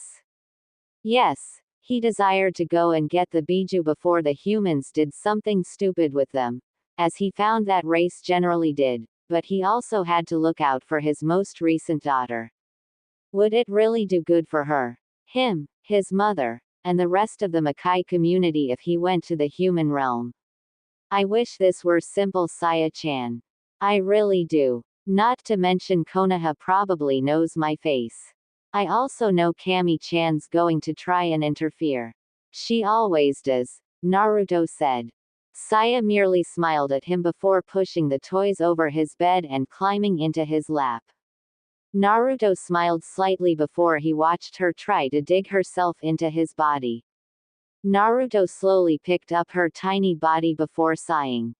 Quickly taking a cup that had been on his nightstand, he held it in his hands and then pressed it to Saya's lips. The intoxicating smell filled Saya's nose and she slowly drank the red liquid much to her delight. Naruto watched her drink his blood from the cup. Naruto doubted her teeth were strong enough to bite into his skin just yet. But from her joy, it might seem possible that his blood was good or at least good to her. Once both were finished, Naruto slowly patted Saya's back. Saya quickly belched before giggling. Naruto chuckled softly before putting her near his face. Saya raised her hands and touched Naruto's face with her hands, memorizing his features. To think I almost left you alone. Forgive me, Saya-chan, Naruto said. Saya offered a small smile in return. Naruto slowly nodded before placing Saya in her cradle. He slowly watched Saya fall asleep. Naruto grinned to himself before feeling the presence of someone behind him. Mao-sama, you asked for me? He asked. The man was fairly tall, and pale-skinned. He held a somewhat middle-aged appearance of about 25 years on the average male of the humans. His black hair was thrown back into a ponytail, though some of that hair consisted of bangs that fell down his face. He wore a black kimono with a black waist strap. Along his back was a long sword. Hagi, take Saya-chan back to her room. I'm leaving you as her personal guardian while we're in Makai and also while we're in the human realm, Naruto said. Hagi quickly nodded before he noticed Naruto turn around. If a human so much as touches Saya-chan in a threatening way, you are to eliminate them, understood? Naruto asked and Hagi swiftly nodded once again. Naruto nodded before he watched the young man escort his adoptive daughter out of the room. Once it was quiet, Naruto fell into a deep sleep, always planning tomorrow's events and what they would entail. Next morning, birds sang in the forests, animals were beginning to show their appearances, and the sun was making its way over the horizon for a new day. The world was entirely at peace at this time. No one was fighting anyone else. No one had to worry about someone else. It was all merely quiet and peaceful. In the forest, on the ground, was a large seal, its origins and markings unknown to those who would stumble upon it. Its archaic words lost to the nations. Slowly, to no one's knowledge, the seal began to light up. The ground beneath it cracked slightly. Power and force radiated from its center. A light burst from the center, trailing its warm glow around the swirl-like symbol, lighting up all of its words before the light overtook the forest. It was for but a brief moment as it settled down. The sound of various footsteps repeated in the forest. There stood one man and a few of his attendants. Naruto stepped out into the world, his feet feeling the rough, natural aura of the grass underneath him. In his arms, he held Saya.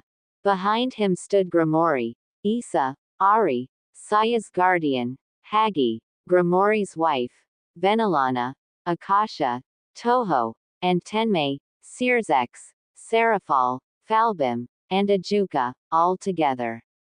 It certainly has a more natural feel for itself. Though I sense hardly any demonic essence here, the Gromori Satan remarked. Everyone quickly looked at the bright blue sky, in such contrast to their own sky back in Makai, it being red with the sounds of screeching of their native animals. Well, at least their world seems brighter than ours. I like it, Serafal stated exuberantly. Everyone turned to look at her, but she merely shrugged without a second thought. If she liked it, then she wasn't about to change her mind about it. Shaking his head, Naruto turned around. How are you feeling, Issa? Hagi-san.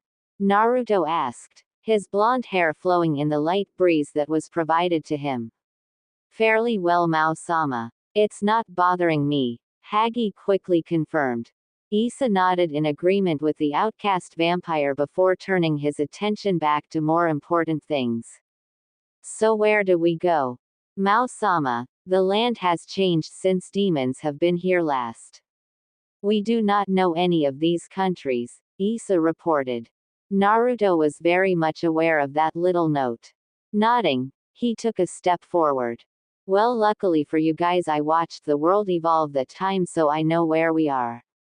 However, before we move on, Ka-chan, it might be a good idea to discard the tail and ears, Naruto said. Ari raised an eyebrow while everyone took in her appearance. No one disagreed with him, not even Venelana. Why? Ari asked and Naruto sighed. Humans are not born with tails or fox ears. Like I said, I'd rather not draw attention to us if I can. Datbeo, Naruto countered. Ari grumbled, but nodded with a strain of her head. She quickly allowed the tails to disappear into her behind while her ears regressed into her scalp and came out of the sides of her head. That would take some time to form, but Ari was sure her hair would hide the development. So Mao-sama, since you are the only one who virtually knows the ins and outs of this realm, then please enlighten us as to where we are, Venelana said. There was no malice or hidden stern tone in her speech, merely her wishes to discover their whereabouts. Naruto turned around and then pointed outwards over a hill. Well, since we are in Tea country, then we will stop there. I will persuade their daimyo to let us settle here. With any luck, things won't be as difficult as I imagine. Let's go, Naruto said as he walked off. Everyone quickly began to walk behind him. So it's called Tea country. Does that mean it's a country flowing with tea? Serafal asked. Naruto snickered, as did everyone else. This was going to be an interesting adventure. Night slowly descended over the lands of the country of tea. The moon shined brightly in the sky as people slowly, but surely began to fall under the spell of temporary slumber. This was no more true than with the land of tea's daimyo. In his mansion, the daimyo slept. His rising bulge of a stomach signified that he was at rest and at peace. He had a meeting with a few other daimyo in a couple of days. He had to get his rest when he could. Plus, another reason that he could sleep as calmly as he did was because he knew he was protected by some of his best guards and warriors that he had stationed around the grounds. He didn't have to worry. Near his window, the curtains flapped from a gentle breeze. The flapping of the curtains stirred him from his slumber by assaulting his ears. He gently opened his eyes and leaned forward. He took notice of the curtains. With a soft chuckle, he shook his head. Looks like I'm more stressed out than I thought, he said to himself. Shaking his head, he dropped on his feet to the ground. He did this gently as he hoped he wouldn't disturb his wife. He made his way over to the window. Cold night. Though I thought I closed this window, he said to himself. With a small shrug, he grabbed the folds of the window and gently placed the shutters down. With a tired yawn, he looked out into the distance. As he did this, he figured he was more sleepy than he assumed. Reason being, well, there was a man, floating in the air right in front of him. The tea daimyo rubbed his hands over his eyes. He had to be dreaming, right? As his eyes got accustomed to the moonlight, he figured did not move away from his spot. Rather, the figure was glaring directly at him with sharp, unwavering eyes. The figure's arms were folded. He wore clothing like the daimyo had never seen before. No doubt it was probably something worn by those of higher status. His dark, red eyes pierced the veil of the curtains. Slowly the figure raised his finger and pointed directly at the daimyo. The man shivered at the spot before he backed away from the corner. He blinked his eyes hard and then opened them. The figure was gone. Swallowing the heavy lump in his throat, the daimyo tried his best to take small, calming breaths. This couldn't have been good for his heart. With a sigh, the tea daimyo walked back to his bed. Strange how he felt even more weary just now than he had the rest of the day. As he pulled up the covers from his bed, the daimyo suddenly paused. Pressure. He could feel some kind of pressure over him. He could hear voices inside his head. He could feel his will leaving. Turn around, a voice said with authority. The daimyo effortlessly turned around. His soulless eyes bore the sight of the figure in front of him. The figure smiled before stepping into the moonlight. I am Issa Shuzan, head of the Shuzan family. I am your lord. Now, kneel. Issa commanded, his voice cold and hard. The tea daimyo without complaint fell to his knees and bowed his head so low his forehead touched the soft carpet. He didn't move. Or rather to say, he couldn't move. Your life, your will, your wife's life, her will, everything that moves and breathes in this compound is an extension of my will. You will obey my orders and you will follow my instructions to the letter. For us, everything we do is to the glory of Mao-sama. You will show him respect in private and in public you will act normal. You will make decisions aligned with his interests when I give the orders. Understood. The head of the Shuzan family asked with a small glare. The tea daimyo spoke. Hi, I am Issa-sama's servant. I am also a servant of Mao-sama. Everything done is to the glory of Mao-sama. The tea daimyo responded without emotion and without fail. Issa slowly turned around and headed back to the closed window. As he opened it, he slowly began to disperse as the screeching of bats could be heard before he ultimately disappeared from the daimyo's presence. As the daimyo looked up, he did nothing and said nothing. He merely raised up the covers, crawled into bed, and fell asleep. Weird night. Meanwhile, Issa swiftly landed on the rooftop of a hotel where the others had been staying. It was bland, but it was livable, he supposed. As he landed, he dropped down to one knee. Mao-sama, Issa said. In front of him stood Naruto as he looked over the possessed lands of the Land of Tea. He had to admit that he had seen these lands numerous times in his ceiling. It wasn't a very bad land. Granted, there were a few more things he had seen around lands like this than he truly cared for, but it seemed as good a place as any to get started. Arigato Issa. Since I am going to meet daimyo tomorrow, then I shouldn't have a hassle. Not like I couldn't deal with this easily, but I'd rather avoid bloodshed by my or any of our hands if I can help it, Naruto remarked. Issa nodded, though he always didn't necessarily agree with his king's policy against the human race. Granted, yes, he understood the repercussions of doing so, he still felt irritated. Many, and Issa meant many, demons had been killed by humans, which was actually what prompted the Mao to create the Jubi in the first place, but the humans got away with it. Whether they were ignorant or not should not have been the case. Then again, humans were incapable of ever having one person to rule over all like the demons did. They couldn't compromise, and most of all, they couldn't accept when someone was better than them. Rather, Issa dare say he pitied the humans more than anything else. Truly a hollow existence. Understood, Mao-sama. I have also scouted out the outer perimeter. There doesn't seem to be anyone foolish as to head for you, or perhaps they do not know you've arrived just yet. However, if you truly wish to go along with this mission, then no doubt the humans will retaliate, Issa replied. Naruto sighed as he knew that to be true, but he had enough of humanity taking the lives of what wasn't theirs. He also had enough of seeing the scrutiny his children had been placed under. He was going to get them all. No matter what Cammy and Michael had to say about it. Yes, I know, Issa, but don't worry. I'm not going to leave Makai by itself again. I will also not abandon my people. You have all waited for me long enough. You don't need to wait anymore, Naruto answered. Issa offered one final bow before standing to his feet. Both demons made their way back inside the hotel.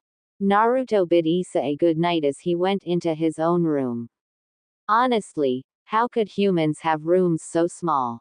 A portion of Naruto's closets were bigger than this room, though Naruto had to laugh.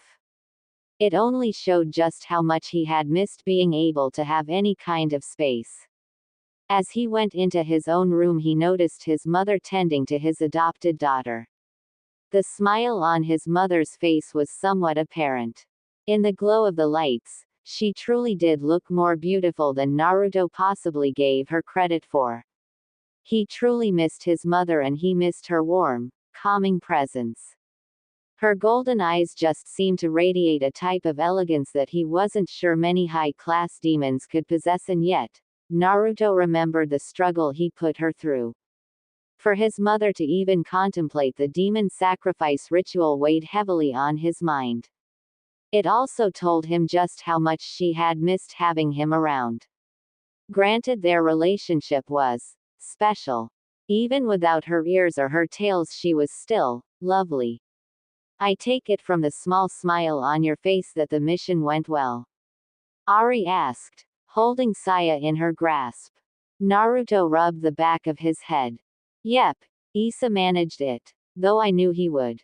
Now Akasha is heading to Kiri to speak with some of the water yokai. I figured I should take them in order, but since I have Kyuubi first, then I figured to just start with the nearest location, Naruto answered. Ari swiftly nodded. Do you believe Konoha is going to come after you? The fox woman asked, making Naruto snort as he laid back on the small bed and closed his eyes. I wouldn't put it past them. In their eyes, Kurama is about the highest demon they could conceive to be powerful. However, Kyuubi and the rest of the Biju would be just about lower A-class demons.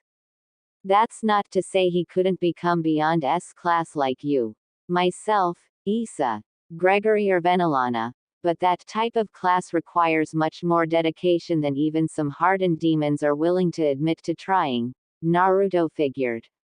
Ari closed her eyes as she and Saya fell to the bed as well.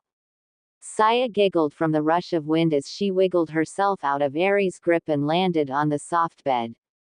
Naruto and Ari watched her for a moment before both snickered. As their giggles subsided, Naruto noticed his mother's eyes soften.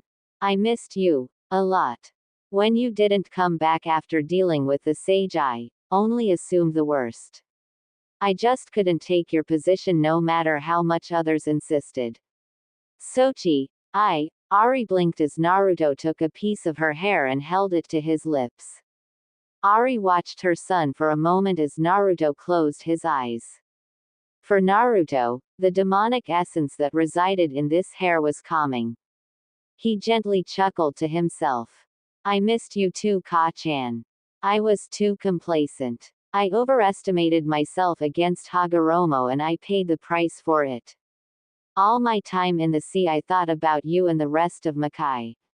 I'm sorry for leaving such a heavy burden on you, Naruto apologized. Ari blinked before sighing to herself. With a twist of her body she rolled her entire body over her son's. She then looked at him. You really are a worrying son. But I'm glad you've returned to me. Just be more careful next time, Ari pleaded. Naruto had to admit that his mother never pleaded. Granted, she would ask for lots of things every now and then, but she would never seriously plead. Naruto closed his eyes once again. The Mao raised his hand and caressed his mother's cheek.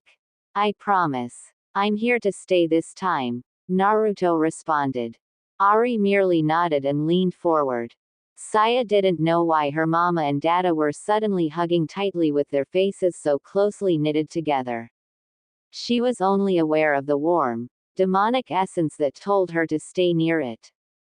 In that demonic essence was safety as well as some kind of love. Say more than likely instinctively knew it. It made her happy and boundless with joy. Plus the person taking care of her, Saya recognized him as her father. They say that like a bird, a child imprints upon its parents recognizing who they are when they are born. Perhaps because her father offered her that sense of security was why Saya felt so comfortable in his embrace. He was like Mama. Naruto and Ari detached from each other's lips as both panted. There are many things I can charm about Sochi. However, I'm sure you know there aren't many things that can charm me, Ari said in a rather defiant tone that Naruto took note of.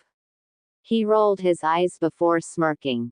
Ka-chan, your abilities are one of the things that makes you a beyond S-class demon, but I think you're underestimating me, Naruto remarked, much to his mother's impish joy. Oh, and what are you going to do about it? Ari asked with a devious smirk. Naruto would have more than liked to show her what he was going to do, but right now they had an audience and Naruto wasn't ready to subject his adoptive daughter to that type of scene. Need I remind you we have a separate set of eyes, Ka-chan? You're going to scar my poor daughter. Naruto recalled, making Ari turn to Saya, who had cluelessly been watching the scene with her thumb. Ari smiled gently, remembering the young unknown vampire. Spoilsport, Ari said with another separate sigh as she rolled off her son and onto the bed. Naruto just chuckled good-naturedly. As both noticed Saya yawning, Naruto and Ari prepared themselves for bed. After turning out the lights, Naruto gently kissed Saya's forehead as he watched the vampire fall asleep. Naruto and Ari collected themselves as well before retiring themselves. Naruto sat on the carpeted floor with Issa, Grimory, Ari and the 4 great Satans sitting behind him. In front of the 8 members sat the Daimyo with at least 5 guards, each with either a sword or a spear in hand. Along next to the daimyo had been the man's supposed minister. Naruto could only silently grin to himself. As the Mao had already known, evil and chaos appeared in all forms. Even in the realms of heaven and Makai there were such things. The human realm was obviously no exception. Quite the opposite. Naruto figured that the human realm exemplified that more than Makai or heaven. Humans valued having their own way too much to have compromise. Naruto had asked Tenmei and Toho to scout out other areas while the other attended the meeting. Naruto had also asked Hagi to look after Saya for the time being. It was at this time that the minister to the daimyo spoke. Well, I didn't think that we would be meeting the person who caused such a ruckus in Konoha a few days ago. How small the world is, he said with a rather cunning smile. Naruto didn't reply and neither did any of his attendants. The minister to the daimyo raised an eyebrow before the daimyo himself cleared his throat. You are indeed a wanted man, Uzumaki-san. The reason I even accepted this meeting with you was because you claimed it was critical to the success of the country. Please speak your piece, the daimyo replied. At these words, Naruto finally opened his eyes. Those eyes made the guards, minister, and daimyo shiver. Eyes radiating with untold, unattainable, boundless power. The type of eyes that told them they were speaking with a higher authority than what they should have been talking with. Naruto sent a glance to Issa with a small smirk. Issa just bowed. Very well. First things first, daimyo-san. As of this moment, I will be taking control of Dagarashi Port, Naruto stated clearly, leaving no way for anyone in the room to question what he was saying. Searsex and Falbium sent a small glance to each other. Ajuka narrowed his eyes while Serafal merely smiled to herself. That was easily just like their Mao at times. No doubt his irritation with humans was leaking a bit in his speech, but no one clearly minded. After all, if one were sealed away for a millennia, then it would stand to reason that they would still be more than a little pissed off. Silence came over the room. The guards looked at the blonde like he just grew a second head. The minister to the daimyo stammered while the daimyo himself was speechless. All the people on the opposite side of the table just stared at Naruto for the better part of about a minute before everyone heard laughing. Naruto turned a raised eyebrow to the minister. He didn't recall saying something that warranted laughter. The minister calmed himself with a sigh. I never took you for a comedian, Uzumaki-san, but surely you jest. The Dagarashi port is currently under the control of the Wagarashi family. Control of Dagarashi has been under the control of two families for many years. Both families have had an influence in the stabilization of Tea country. You can't just come here and proclaim control over Dagarashi port so easily, the minister replied with another lasting chuckle. What would you do with Dagarashi port even if you did attain ownership of it? The tea daimyo asked, much of the minister's interest. Naruto didn't speak for a moment, taking into account the room as well as the atmosphere. One thing about being a king was that all deals had to be made in the interest of the nation as well as the king himself. While Naruto could have cared less about humanity as a whole, he would have liked to make the conscious attempt to not become the demise of the entire race if he could help it. If humanity was the cause of its own destruction, then he was sure that his race wouldn't lose any sleep over it. What I plan to do with Dagarashi port isn't any of your concern. Just know that I will make the port a lot better than what you have been doing to it. So I must merely meet with the head of the Wagarashi family. Is this correct? Naruto asked. In the centuries that he had seen the world known as the elemental nations, he had come across many places, and the creation of Tea country was one of those places. One thing Naruto knew was surprising was that some of his clansmen had tormented this particular land for a time. Naruto had no idea of why, but upon the Mao's investigation it had led down to the humans, unknowingly mind you, taking two demonic jewels that some of had possibly grown. Naruto remembered them. They were merely lantern crystals for those ground yokai who liked to live on the earth. Those jewels had been offered to a shrine near these grounds, and that seemed to appease the demons, though Naruto was probably more sure that his mother forego the crystals for more important matters. This more than likely for the humans meant that they had gained some type of favor. If Naruto had to give humans one thing, then it was that ignorance was bliss. On that note, Naruto stood to his feet, as did the rest of his council. You know, Uzumaki-san, Tea country has a treaty with Konoha. We're more than obligated to tell them that you're here. Please don't make this difficult for yourself and for us. If you truly wanted to take control of the region, then you would have to participate in our Todoroki race, but even then that is a tradition only reserved for members of the Wagarashi and Wasabi families. Understand what I'm saying? The minister said with a small smirk. It was then that the daimyo gently bowed. Forgive him, Naruto-san. He's just a stubborn man. I merely say that I must look out for the best interest of the country as a whole, and a wanted man like you is bound to draw unnecessary attention, the daimyo replied. At these words, Naruto released a small chuckle. How interesting. It was even that Naruto knew he could thoroughly end Konoha or even the rest of the world if he wished, but it didn't align with his agenda. If you wish to alert Konoha to my presence, then that's fine. We'll be on our way, Naruto said as he and his entourage quickly left the room without any more words being spoken. The tea daimyo released the pent-up breath he had been holding. The man had witnessed many great shinobi, but none exuded such a mighty, heavy, kingly aura like the young man before him. Meanwhile, the minister to the daimyo scowled away from the sight of the daimyo himself. While it was in the country's best interest to turn over Naruto to Konoha, at the same time it was probably beneficial to learn of his skills. This deserved a talk with the Wagarashi family. Naruto and the others exited the daimyo's compound. So what now, Ma-tan? Came the question of the female Leviathan Satan. Naruto looked up at the clear, blue sky for a couple of moments.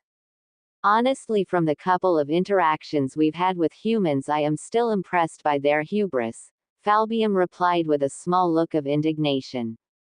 I would imagine that we'll be doing exactly what you said we would be doing, Mao-sama. We'll now meet with the Wagarashi family? Sears-X asked, swiping a blade of his hair from his face. It would make the most sense. though it's obvious that the minister is in league with one of these families. His aura is showing signs of degeneration. If I had to say, then he's not going to live for very long, Grimory responded. Issa didn't say anything and neither did Ari. They could somehow tell what their Mao was thinking. The best way to deal with opposition was to go against what the opposition thought you would do. For now we'll go meet with the Wasabi family. From what I can tell, they will be the most reasonable to talk with. I do expect some hostility, but for this I figure Dagarashi Port is the best place to start with, Naruto said as they began to walk through the streets. The masses of people watched the group with interested eyes. It stood to reason that they were an odd sight. They had arrived only about a day ago and were seen leaving the daimyo's estate. No doubt people wanted to possibly know who they were and where they had come from. No one truly minded, but perhaps their clothing was what gave them away. It wasn't exactly traditional Japanese attire if I only truly cared to know. As the demons and devils walked through the streets, they took in the sights. The human realm didn't exactly seem that different from the Makai realm in terms of shops and things like that. It was actually quite interesting how similar humans and demons are. Yet even Naruto was aware of the hatred that the two races held for each other. In some areas, the Mao was willing to admit that his race was perhaps at fault sometimes as well. After all, not every demon submitted to him as a king, or not every demon accepted him as king. Just like humans had their own minds and opinions, so the same was for demons. Naruto understood this very well. There were demons who felt like treating humans the same way humans treated them. Naruto couldn't even remember the countless meetings he had with Kami about the demons and some of the things they had done to humans. Naruto had always been able to turn it around by stating to Kami what the humans had done to his own race as well, and if she wished for it to stop, then she should reign in her territory, or he would have done it for her. Naruto figured that he knew the truth along with Kami. Soon, and Naruto didn't know how soon, but humans, demons, and angels were going to clash, and Naruto wondered if even he would be enough to stop it. Well, Naruto would do his best to prevent that, and the first solution to that was taking the Biju back from the humans. After that, well, Naruto didn't know, but he wouldn't be here longer than needed. As the Mao and his entourage appeared before the Wasabi Manor, Seraphal tilted her head to the side. They certainly do look homey, I guess. It looks more like a small village than a compound, the Leviathan Satan commended. Searsex lifted his hand and covered the sun from his eyes. Yeah, though I suppose it's similar to the organized crime syndicates that Makai had at one point in time. So then, how about we greet ourselves, Mao-sama? Sriracha asked before Naruto raised his hand. Not yet. I'd like to not appear suspicious than I already am for this realm. Searsex, Seraphal, go scout out the Wagarashi family. If you must fight, then use non-lethal tactics. Other than that, you're good. Falbium and Ajuka will check out the Dagarashi port gate and ask any of the guards stationed there how things are run for that area. Grimory, Issa, Ka-chan and I will head inside, Naruto commanded. The four Satans swiftly nodded before they went their separate ways. As they did so, Naruto proceeded to knock on the door.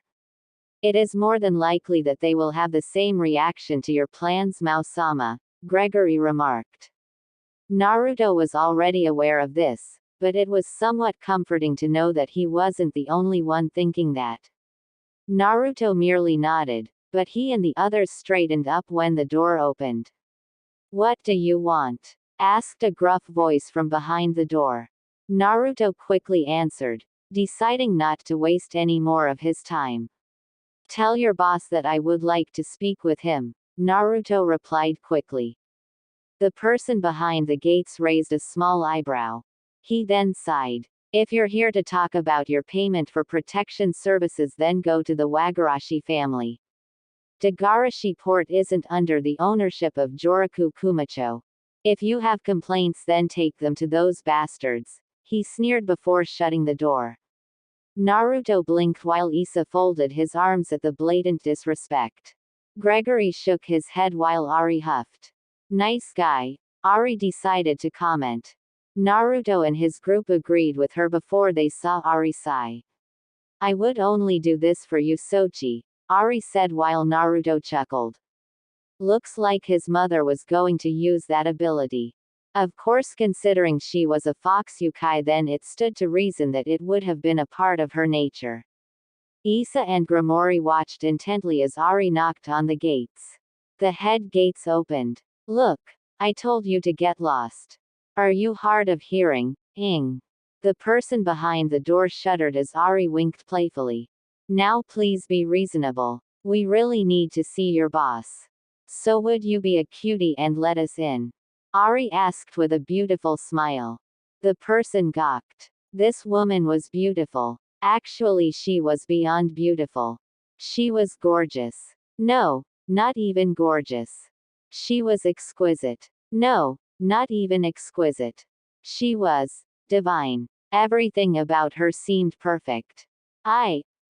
I really don't think I should. The person stuttered before Ari pouted and batted her eyelashes. Pretty please? Ari asked, with an internal sigh of indignation and frustration. Coating two of her fingers and the reaches of her lips in demonic energy, Ari blew a kiss towards the man. To the human eye, nothing was wrong with this, but for demons it was easy to see the pink mist of energy leave Ari's mouth and wrap itself around the person.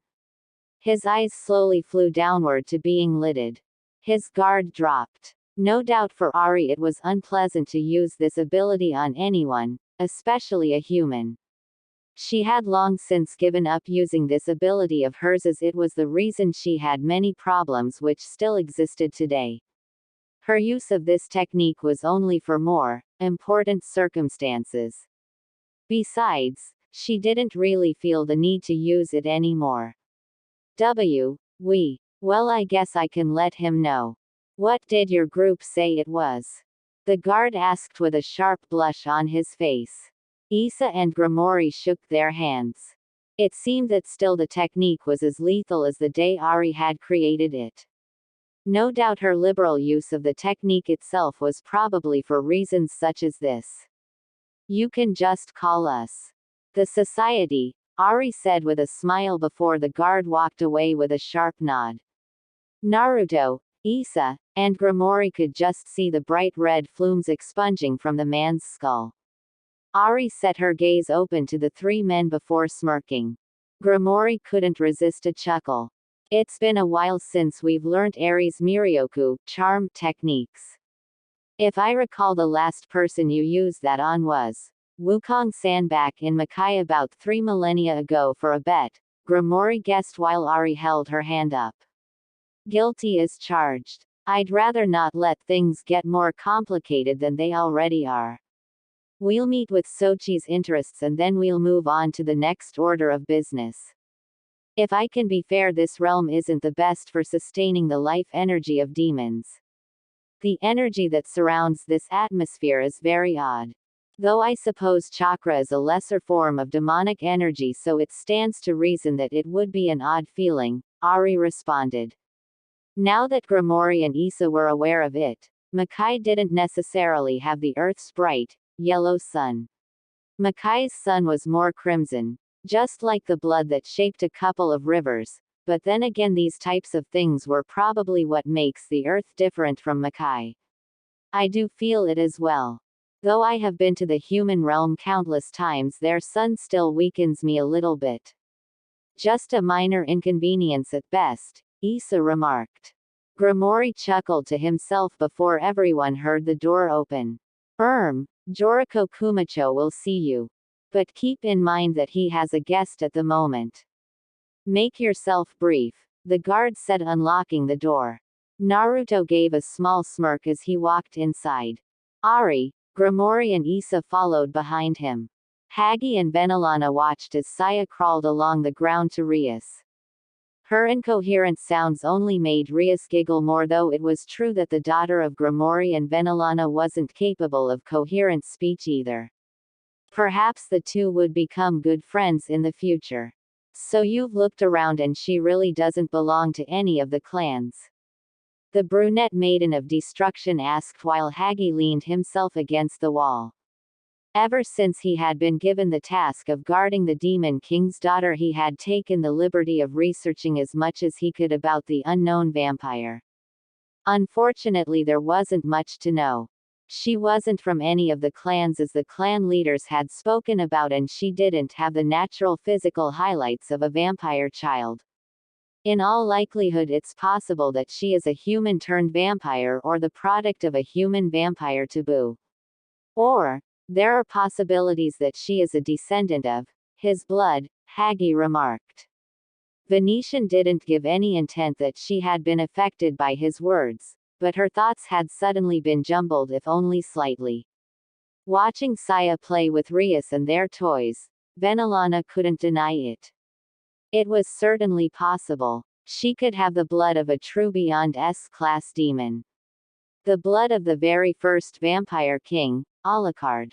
His powers were said to be so great that it took Akasha, Ari, Vazda, Toho, Grimoire, Venelana, Tenmei and a great number of Makai to completely suppress his army until he was sealed away by their Mao during the fight. After all, he was the only one who, ever since the second Kami, had tried to challenge Naruto for the title of Mao. Venelana still remembered that war. It was almost a war that collided with the humans and the divine beings. I don't think we should jump to such a strong conclusion just yet. There is no evidence which can clearly support that. Still, it's worth looking into, I suppose. But for now, let's just let her be a child and enjoy her life, Venelana suggested. Hagi merely bowed to her suggestion before he watched the two very young children continue playing with each other. It brought a small smile to her face. As Naruto, Ari, Issa and Grimoire were led towards the house of the head of the Wasabi family, Naruto also took into account the whispers that some people made about their group. He also could feel the intent of people wishing to reach for their weapons should they feel that their group was a threat. Though then again, Naruto was fairly certain he could disarm everyone from this far away, so it wasn't like they were an intimidating bunch. Then again, humans seem to love bravado just as much as demons and a few divine beings. Maybe that was more akin to pride in their own skills as a race more than anything else. He did notice a few eyes landing upon his mother. Don't get him wrong. Naruto was sure that beauty was made to be gazed upon and admired. Naruto had seen many beautiful women in his life, ranging from Kami to, yes, some humans. Still, that didn't expressly mean he was pleased if they might have gone further than that. His mother didn't seem to have a problem, or she just didn't notice them, so he wouldn't make an issue out of it. As the guide led them to the main door in the main hall of the main house, she turned around. Please keep in mind that he has a guest. Also, do try to be respectful if you're making a request. Joriko-sama is kind, but even his kindness has its limits, the woman said. Naruto didn't reply. He merely took a hold of the door and opened it. As Naruto opened the door, he tilted his head to the side while Ari, Grimoire and Issa jumped out of the way as a human flew past them and bashed into the wall. Naruto raised an eyebrow. As far as he understood humans, that wasn't a typical greeting. Well, humans were strange like that. A clash of many personalities their race was. Yet the same was true for Makai and for other realms. Ari and Grimoire blinked while Issa and Naruto looked past the door. As they looked inside, they heard a shout. Tsunade-sama. A brunette woman shouted from her side of the room, looking at the sheer destruction that her supposed master was making. Naruto looked in the direction of the woman that the brunette had been shouting at before he noticed another woman, slightly taller than her. Her hair was an interesting color of blonde. There was that, and Naruto couldn't help noticing that Interesting development. This woman had compared to other human, or even demon women. It looked strangely distracting. Still, that didn't stop Naruto from noticing the small diamond seal at the top of her head. He could feel the large concentration of energy circulating around it. Like a hellhound behind a closed cage, it was there just waiting to be opened, unleashed and controlled. Even more so, Naruto could feel the other energy circulating around this woman. He was sure of it. A descendant of Hashirama Senju. A direct line, I would imagine. She has his overpowering chakra for normal human standards, Naruto thought to himself before he heard the woman named Tsunade growl. No one takes away my sake, Shizune. No one. Not even one of your lackeys, Joriko, the blonde woman snarled out, while the woman Naruto and the others had now identified as Shizune shivered beneath her gaze. In the center of the room, Naruto heard laughing and noticed the man he had sought to speak with. His gray hair and lightly black-colored eyes were the easily noticeable thing to Naruto even before his age. Still, in those eyes, Naruto could tell there was a bit of wisdom and experience in them. Naruto hadn't seen Joriko's upbringing, so he didn't have much to go off of. Still, these people have to have their bickering later. In time, Joriko turned his attention to the door and took notice of Naruto and the rest of his party. Joriko stiffened. Everything in his being was telling him that the young-looking man in front of him was strong. Much stronger than anyone he had ever met. He could possibly even be stronger than. Joriko closed his eyes and took a deep breath. He had to calm down.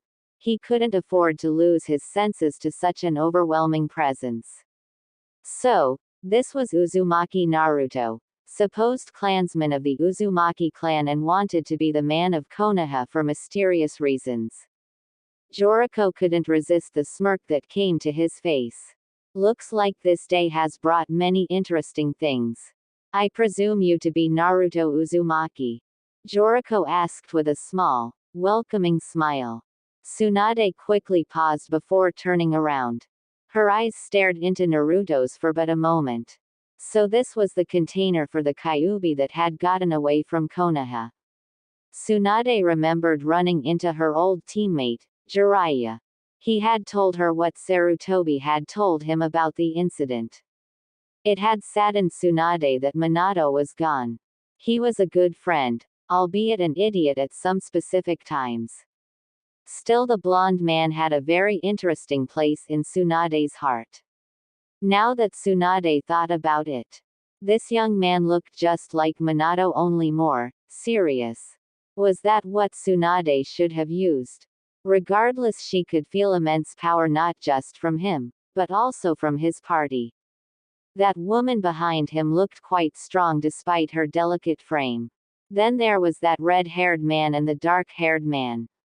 Both, by their stances, seemed to be of upper nobility, but Tsunade never remembered encountering such people before. Hell, Tsunade didn't want to toot her own horn, but she just wondered if it was possible for her to take them all on. Naruto smiled at his name. Perhaps he should have used a cover name rather than blatantly stating it back in Konoha. Granted, yes, for demons names were power, but merely saying Naruto's name over and over wouldn't do anything to him unless certain conditions were met, but Naruto digressed. Yeah, that would be me. Thank you for agreeing to see me, though you seem preoccupied. Naruto asked Tsunade and Shizune. The two stiffened while the guards swallowed the lumps in their throat. Joriko laughed before he patted his legs. Hi, you will have to forgive the ruckus.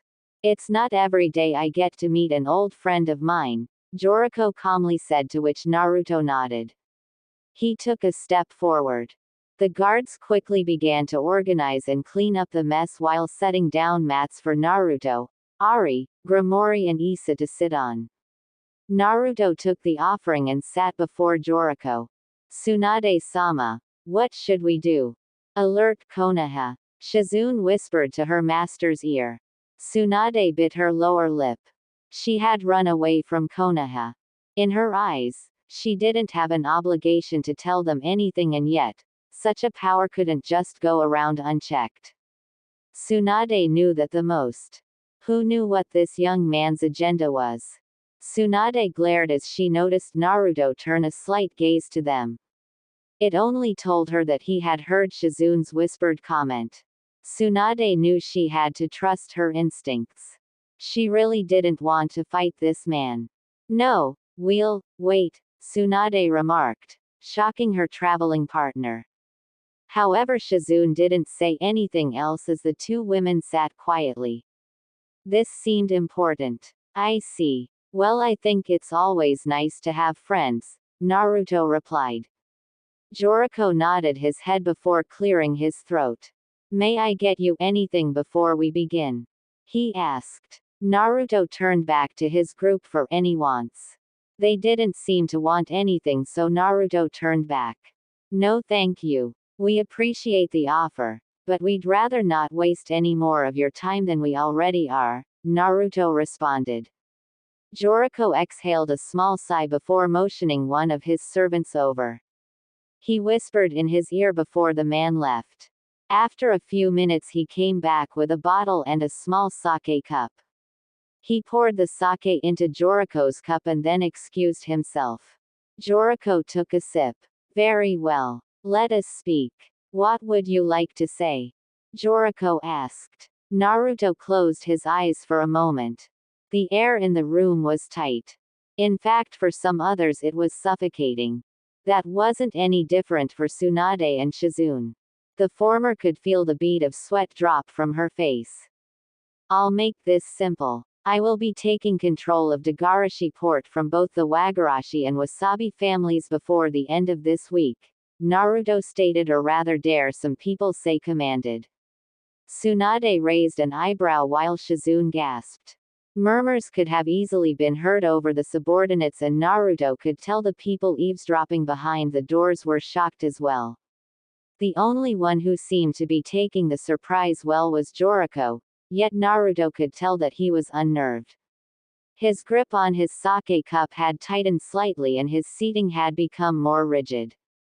Naruto decided not to give him the chance to adjust. The same principles here were applied to wartime which Naruto had been in countless times. Joriko-san, I don't believe you're stupid. Far from it actually. You, as well as the Wagarashi leader, understand that this little method you both have for determining ownership of the port will only grow worse down the generations. Even more so, you understand that economically only one of you can truly attempt to make such a port prosper. I have to be blunt. I have to save the port from the destruction the both of you are going to bring it to, Naruto spoke. Now understand that Naruto honestly did mean this. Though it all wasn't entirely for the humans as much as it was for the demons. Naruto needed a place, no matter how small, that could act as a gateway for him between this realm and Makai. More than likely that would serve to have him keep the order in Makai while still going about this mission of his. There was another reason, of course. Tsunade widened her eyes to his words. Shizune did the same. Now Tsunade could see where the blonde was coming from. No doubt changes in ownership were bound to lead with problems somewhere down the line, and when that line was come across, then it would break out a large war between the two families. No doubt the Todoroki shrine race wouldn't placate everyone forever. Especially not that old goat, Kairoku Wagarashi. Tsunade truly despised the man, and yet she couldn't help finding herself asking some internal questions. What did this man truly want with Dagarashi port, and what made him come here? Tsunade took a deep breath. After some time Joriko came over his shock and slumped his shoulders.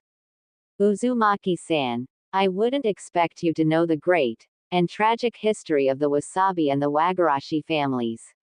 I do find truth in what you say, but Dagarashi port is our homeland and our birthright. We can't just accept ownership from an outside source so easily. The Todoroki shrine race has been founded upon honor and trust between the families. Besides, the two families have the daimyo's support. You surely can't say the same for yourself, Joriko said with a glare. Naruto didn't see it. He had no reason to. It would have been a waste of his time as a king. I do know of Dagarashi's history, Joriko-san. It's simple to say that it isn't your homeland nor your birthright, for either of your families. The first settlers to what is known as Dagarashi Port were a band of criminals and thieves. In fact, before Dagarashi was formed, it had founded the first thieves' guild. Your ancestors and the Wagarashi's ancestors banded together and destroyed that thieves' guild. It wasn't a long battle, but after your negotiations you offered to share the land. This land in fact belongs to no one. Besides, the history of the two families shouldn't be the basis for this talk of ownership. You also understand the reason for some missing people in that port. After all, Dagarashi is the only port in Tea country that is a relatively safe route for members to trade and transport materials to other nations. That's more than likely why the both of you want it, Naruto surmised. Joriko frowned for a second. He still couldn't deny that he was impressed by Naruto's knowledge of that era. If he were truthful, then not many people could have known that or that particular history. Joriko also couldn't deny that what Naruto was saying about the roots was true.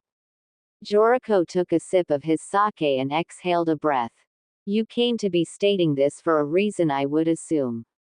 If this were supposed to be some sort of hostile takeover, then you would have no reason to speak with me about it. You want something from our family, do you not? Joriko asked. At this point, Naruto straightened up. The only true thing I want is for both the Wagarashi and Wasabi to not interfere with Dagarashi Port any longer. While being forceful is one other method, I doubt it's the best method, Naruto answered. Joriko sighed once again. What Naruto was asking of him was literally like breaking the entire two families' cycle of tradition. Yet Joriko also had to be realistic. He could see where everything was going as well. Fights between the two families were becoming more and more common. People in Dagarashi were dying a lot faster than before also. Joriko understood that perhaps it was now time to have someone take full ownership, and truthfully he didn't want it to be the Wagarashi family.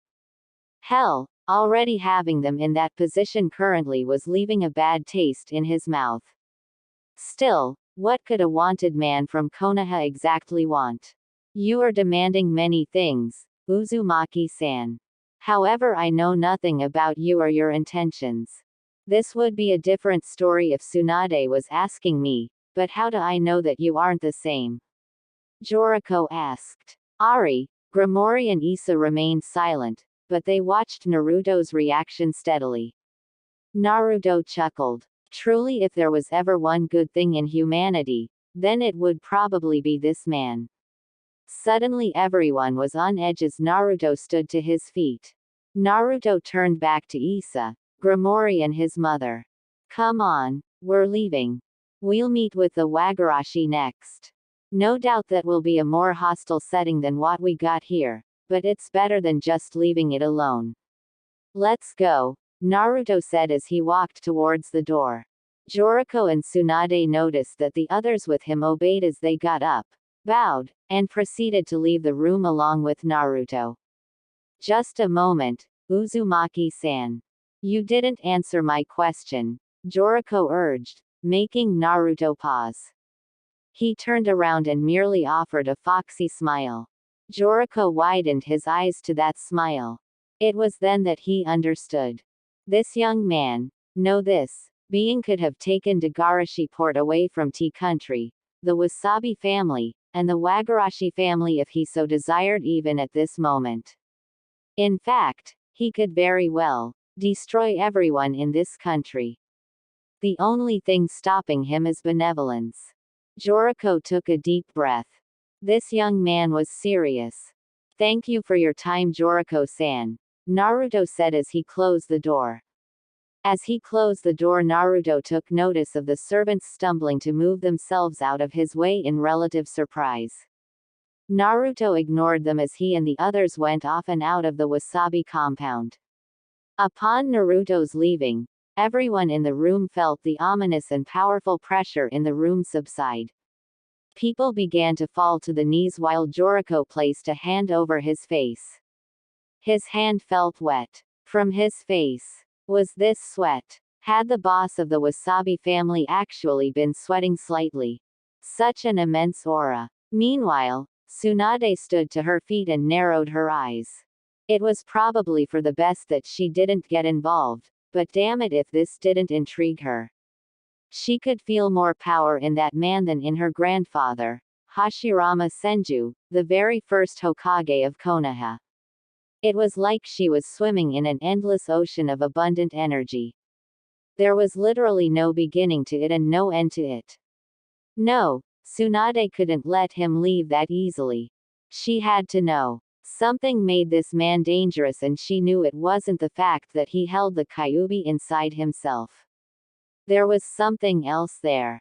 Tsunade-sama, are you okay? Shizune asked, alerting Tsunade to her traveling companion's presence. She stared at her for a moment. I'm fine, Shizune, Tsunade said, looking back at the door.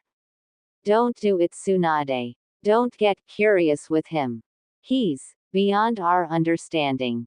I have come to realize that much, Joriko said with a stern glance towards the door. Tsunade looked at her old friend before turning back to the door. You don't have to tell me that.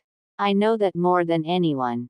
Still, if he's as you say, then it could be bad for your country if he's left alone. In fact, it's bad if they're all left alone. You should alert Konoha just in case, Tsunade said, heading for the door as well. Shizune moved to follow. You won't do it yourself? Joriko asked. Tsunade stopped at the door. Her grip tightened on the sliding door enough to make said door crack from some sort of excess pressure. Shizune sighed sadly. I have cut my ties to that place, Tsunade said before walking out the door. Joriko sighed with a sad nod of his own. He knew about the woman's troubles.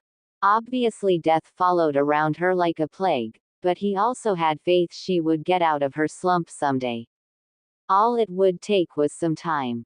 Searsex and Serafal floated in the air as they peered into the windows of the Wagarashi family. Serafal smiled as she folded her legs. Well, I can see why Mao-sama wanted to visit Mr. Wasabi-san first.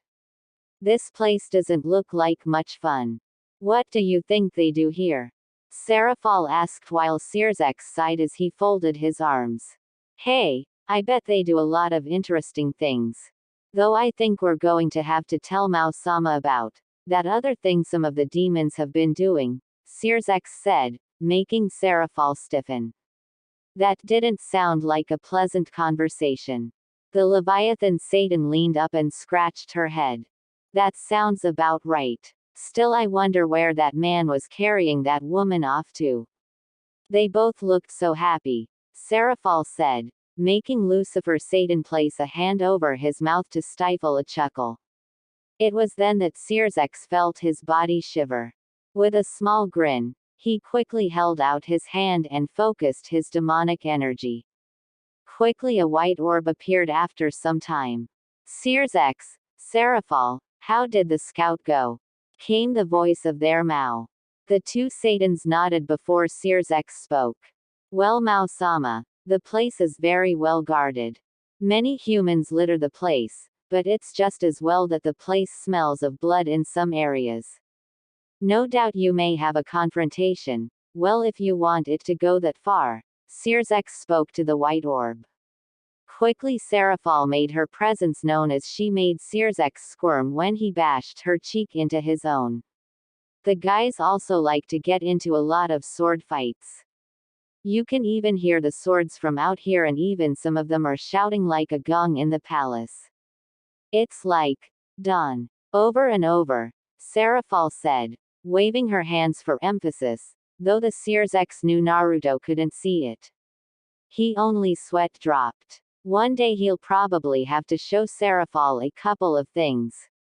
Still, that would probably suffice for now. Is that right? Well, good work, you two. You can leave now. Issa, Grimori, Ka-cha, and I will take over from there. Meet up with Falbium and Ajuka. Prepare the ceiling in the words just behind the lands. Also, take Mocha Akashia if you can find her. That's all, Naruto said before closing the orb.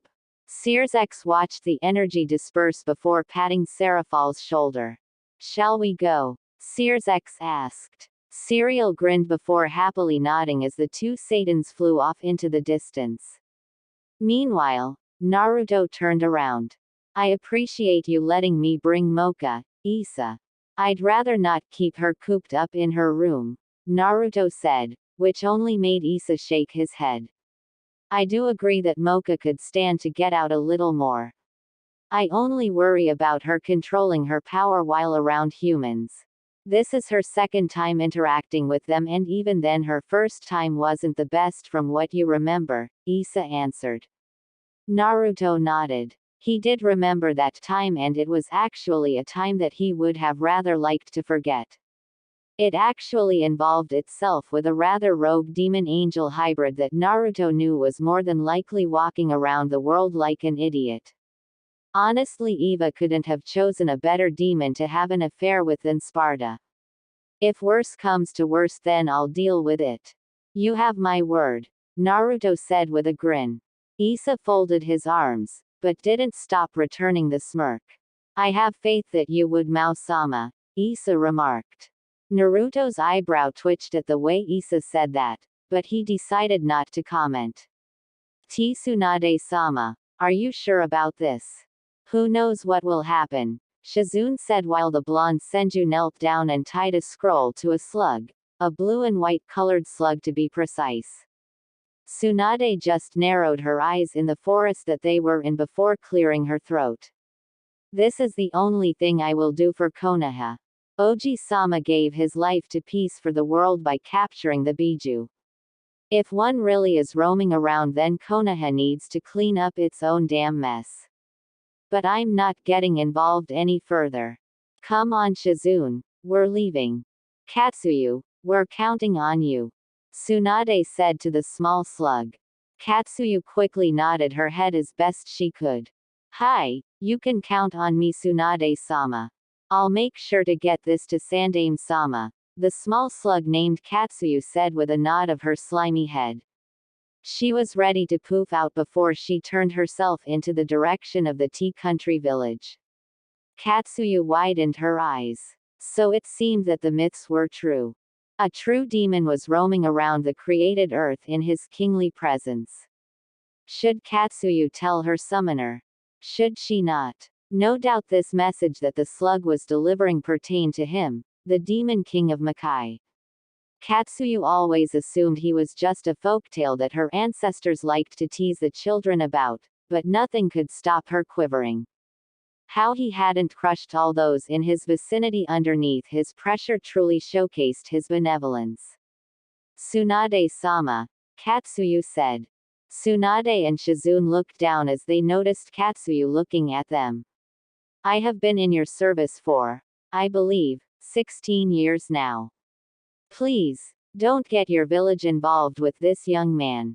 I beg you, Katsuyu bowed. Tsunade blinked while Shizune remained silent. How dangerous was this person? What weren't Joriko and Katsuyu telling her? Oh, trust her that she could hardly care about Konoha anymore. But, what had even Katsuyu, her best summon, so rigid? Tsunade sighed. Katsuyu, the Kyuubi is a dangerous force to the entire world, as are the other 8 Biju. I'm not going to let my thoughts go to what would happen if I hadn't told Konoha. What they do with the knowledge I will give them is in their hands. However, if I let him get away and he wrecks some other people, then I'll have that on my conscience. I refuse to have any conscience when it comes to Konoha. Katsuyu, please deliver it, Tsunade said with a final bow. Katsuyu didn't say anything. So, that's how it was going to be. When Katsuyu returned home from her mission, she would go see the elder slug princess. Hopefully, just hopefully, There was some good news to be had here. Katsuyu just disappeared in white smoke, leaving Tsunade and Shizune alone. The blonde Senju sighed. Shizune, do you think I did the right thing here? Tsunade asked, prompting her young assistant to look at her. Shizune only looked at the ground. I wouldn't know, Tsunade-sama. Even now my legs won't stop shaking when I remember that man, but I trust in your judgment. That is all I can say. Now then, shall we go? Shizune asked with a somewhat brightening smile. Tsunade snorted, but allowed a small smile to grace her pleasant face as she began to leave the town along with Shizune to adventures untold. Meanwhile, Naruto, Issa, Gromori, and Ari appeared before the Wagarashi family's compound. Certainly bigger than the more modest Wasabi family, Gromori made the observation. He shielded the hot, bright, yellow sun from his eyes to get a better picture of the tower. Issa took a single glance at the structure's length before closing his eyes. Truly a waste of human time in structure and practice. Ari just began to stretch herself. All this walking was boring her stiff. Trust her when the malposition did the same for her as well. However, I do sense many people within this compound. About as many as the Wasabi family, give or take a servant or two. Though Mao-sama, I can also sense the intent here, as can you. It's just as Gromori's son and the Seraphal Leviathan stated. There is a lot of tension, unrest within this compound. It almost seems like everyone is ready to betray everyone else at a moment's notice, Issa responded. Ari snorted. In all my millennia of being alive, I haven't known humans to ever know what they want in their lives, Ari remarked. Issa couldn't have found that to be more true than ever before. Honestly, neither could Gromori. The latter could still remember the time before humans were even around. Sure, he was young around that time period, but it still counted regardless. All three demons sighed. The odds that the Wagarashi family knew they were coming was relatively high, so it wasn't as much a point as probably making themselves known versus completely forcing their will upon them if they did. Naruto in truth didn't exactly want either, but one was better than the other, and the repercussions that followed. No, Naruto wasn't afraid to directly deal with Kami if he had to. Both the beings knew their place in this type of thing. Still, he at least figured that if he was going to be testing the boundaries, then what better way to do so than right now? I'm sure not even the humans themselves can answer that question, Ari. If anything, I find it to be Kami's greatest mistake in giving them dominion over this planet. Mao-sama, you didn't protest at that time, did you? Gromori asked, much to Naruto's tired response. I didn't think highly of humans at that point. If I'm honest, I still kind of don't. However, over the near millennia of watching them at work, then I have found that they truly won't ever know what they want. They don't know how to completely trust one another. Granted, I don't believe any race truly has that potential, not even our own. If for no other reason, then the one thing that makes them unwilling to trust one another is probably why they've even survived as long as they have, Naruto responded. Gromori narrowed his eyes for a second, but he didn't speak. Neither did Issa or Ari. As they stood in silence, no one was surprised when Naruto raised his arm and effortlessly blocked a sharp kick that was no doubt aimed to take his head off his shoulders. The ground underneath his feet cracked from the sheer pressure that no human could have done well to block again. Though then again, who Naruto had just blocked had loved kicking. Sometimes Naruto had to imagine that if Issa and the rest of his family hadn't drilled more hand-to-hand combat into her head, then this S-rank vampire would merely use kicks for everything. Glad you could make it, Mocha, Naruto replied with a small smile as the daughter of Issa Shuzan dropped to the ground. Her long, silver hair fell past her waist.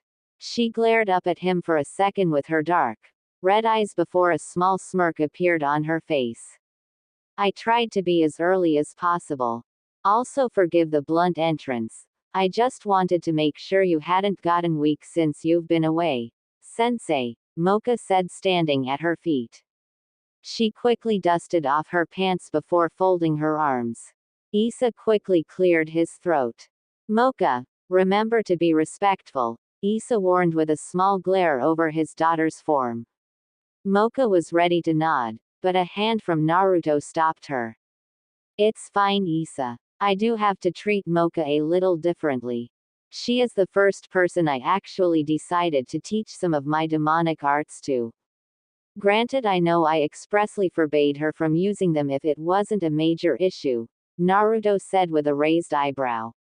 Mocha snorted. I still remember the rule, Sensei. I haven't used what wasn't needed in the first place, Mocha replied with a firm tone. Naruto glanced at her for a second before nodding. Well then, I think we should knock and say hello, Naruto said with a notion for Mocha to do as she pleased. Mika quickly stretched her legs a moment. Are you sure, Sensei? You know what happened to the last group of humans I said hello to, Mocha said as she stretched one more time. Naruto effortlessly sweat dropped. He slowly nodded. Oh, he did remember that time. Trust him that he did. It was just one of the many things he and Kami got into their arguments about. Non-lethal, Mocha. Just remember that. You'll have to show some restraint, Datbeo, Naruto said before he slammed his hand over his mouth. Naruto cursed. Looking back, he noticed Eri's eyes sparkling. Grimori raised an eyebrow with a small smile while Issa chuckled. Mocha folded her arms. Flustered Sochi? Ari asked before Naruto snarled and pointed to the door. Just kick the damn door down already.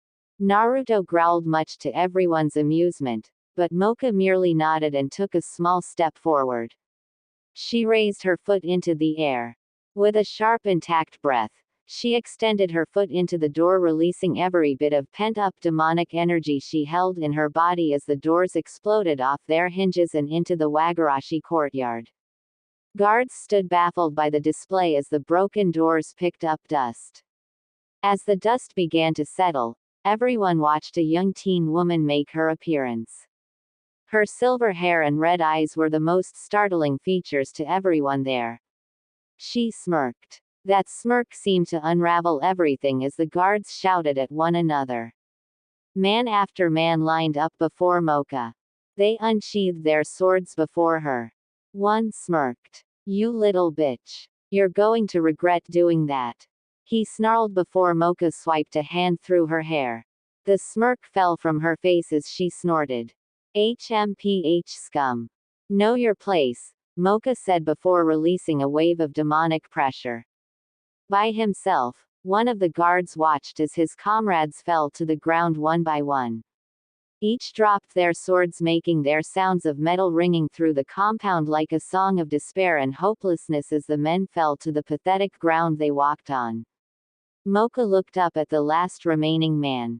His hands were shaking. His form was quivering. Such an unsettling sight. Mocha smirked and charged. Near the outskirts of Tea Country, the four great Satans stood in a circle. Each knelt down to one knee. Okay, we're going to begin the process. This will take a portion of demonic energy, but if we all cooperate, then we should have no further issues. This is not the time for jokes, Seraphal, Falbium said with a small glare. Seraphal stared at her fellow Satan in shock. I know when it's time to get serious, Falbi. What do you take me for? Seraphal asked Falbium to pinch the bridge of his nose. Searsex chuckled, but he didn't move to reply. Neither did Ajuka. He merely shook his head. Come on, you two, we have work to do. I just felt Mocha-san's demonic energy fluctuate. No doubt Mausama has already started. Remember, once we begin we can't stop or we'll very well break the fabric of the dimension. No pressure, Searsex remarked, making the others swallow the lump in their throats. Wow, that sounds like a hefty piece of information, a sudden voice suddenly said in the fields, forcing Seraphal, Falbium, and Ajuka to look up. Sears chuckled as he stood to his feet. In contrast to Sears, the three Satans glared at the individual in regular loathing. "Ah, what's the matter? Why the glares?" his firm voice asked as he stepped more and more into the fields. The smirk on his face seemed to irritate the three Satans more and more before Sears turned around. "Well, the glares on my friends are only natural. You aren't one of the most respected demons, Dante-san," Sears said as a tall, white-haired man in a dark, red coat came forward. Behind his back laid a rather large sword. The four Satans could feel the power radiating from it, but then again they all knew who they were dealing with. "Hey, I suppose that's true, but then again I don't really care to be respected by demons," the man named Dante said as he grabbed the hilt of his sword. "Now why don't you all be good little brats and go back to the underworld where you all belong? If you don't, then I'm gonna have to ask all the kids to leave. It might just get M-rated here," Dante replied while Sears sighed. "The seal doesn't need 4. You guys complete the seal. I'll handle Makai's #1 rogue half-demon," Sears said with a small smirk. Dante could feel the power radiating from Sears' body. He carefully reached for his sword. Well, looks like the kitty gloves are coming off already. Of all the dimensions I've visited in my banishment, I have to say that I never thought in a millennia that I would be fighting you again, classmate, Dante said with a wide smile. Sears grinned. "I'll be sure not to bore you. Oh, but before we begin, where did you get that red coat of yours?" Sears asked. Dante blinked before he outright laughed. He clutched his stomach hard before replying. "You really want to know? Come on, Satan Red. You know this isn't the only dimension that matters in the universe. The dimension's guardians are friends of mine after all. Not even the Mao can restrict that. The coat's nice, isn't it? You have no idea how much I had to pay for this thing," Dante said, making Sears nod his head. The red-haired Satan smiled widely.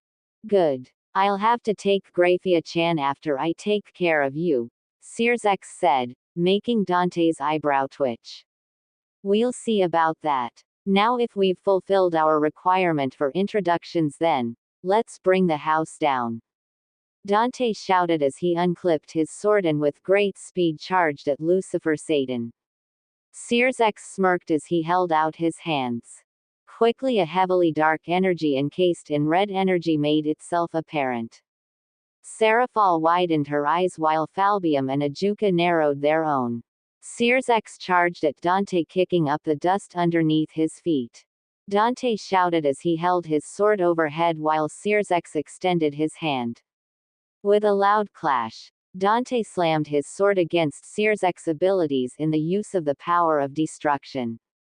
As the two met, Seraphal, Falbium and Ajuka covered their eyes as a massive wave of dust came over the field. The ground beneath the Grimoire Satan and the half-demon exploded in a powerful quake of aura. In the skies above, a large demonic seal appeared. The clouds gathered and lightning flashed through the skies. The trees, one after the other, were ripped by their roots from the ground they stayed in. Sears' hair flapped in the wave of power before him as he smirked. Meanwhile, Dante grinned just as widely. Sears sighed. The only weapon that couldn't be fully destroyed by the power of destruction. That sword's name was Rebellion. "Stand down, Dante-san," Sears demanded while Dante smirked. "You know me, I've never been one to follow orders, Sears," Dante said. Sears shook his head before a dark aura covered their forms.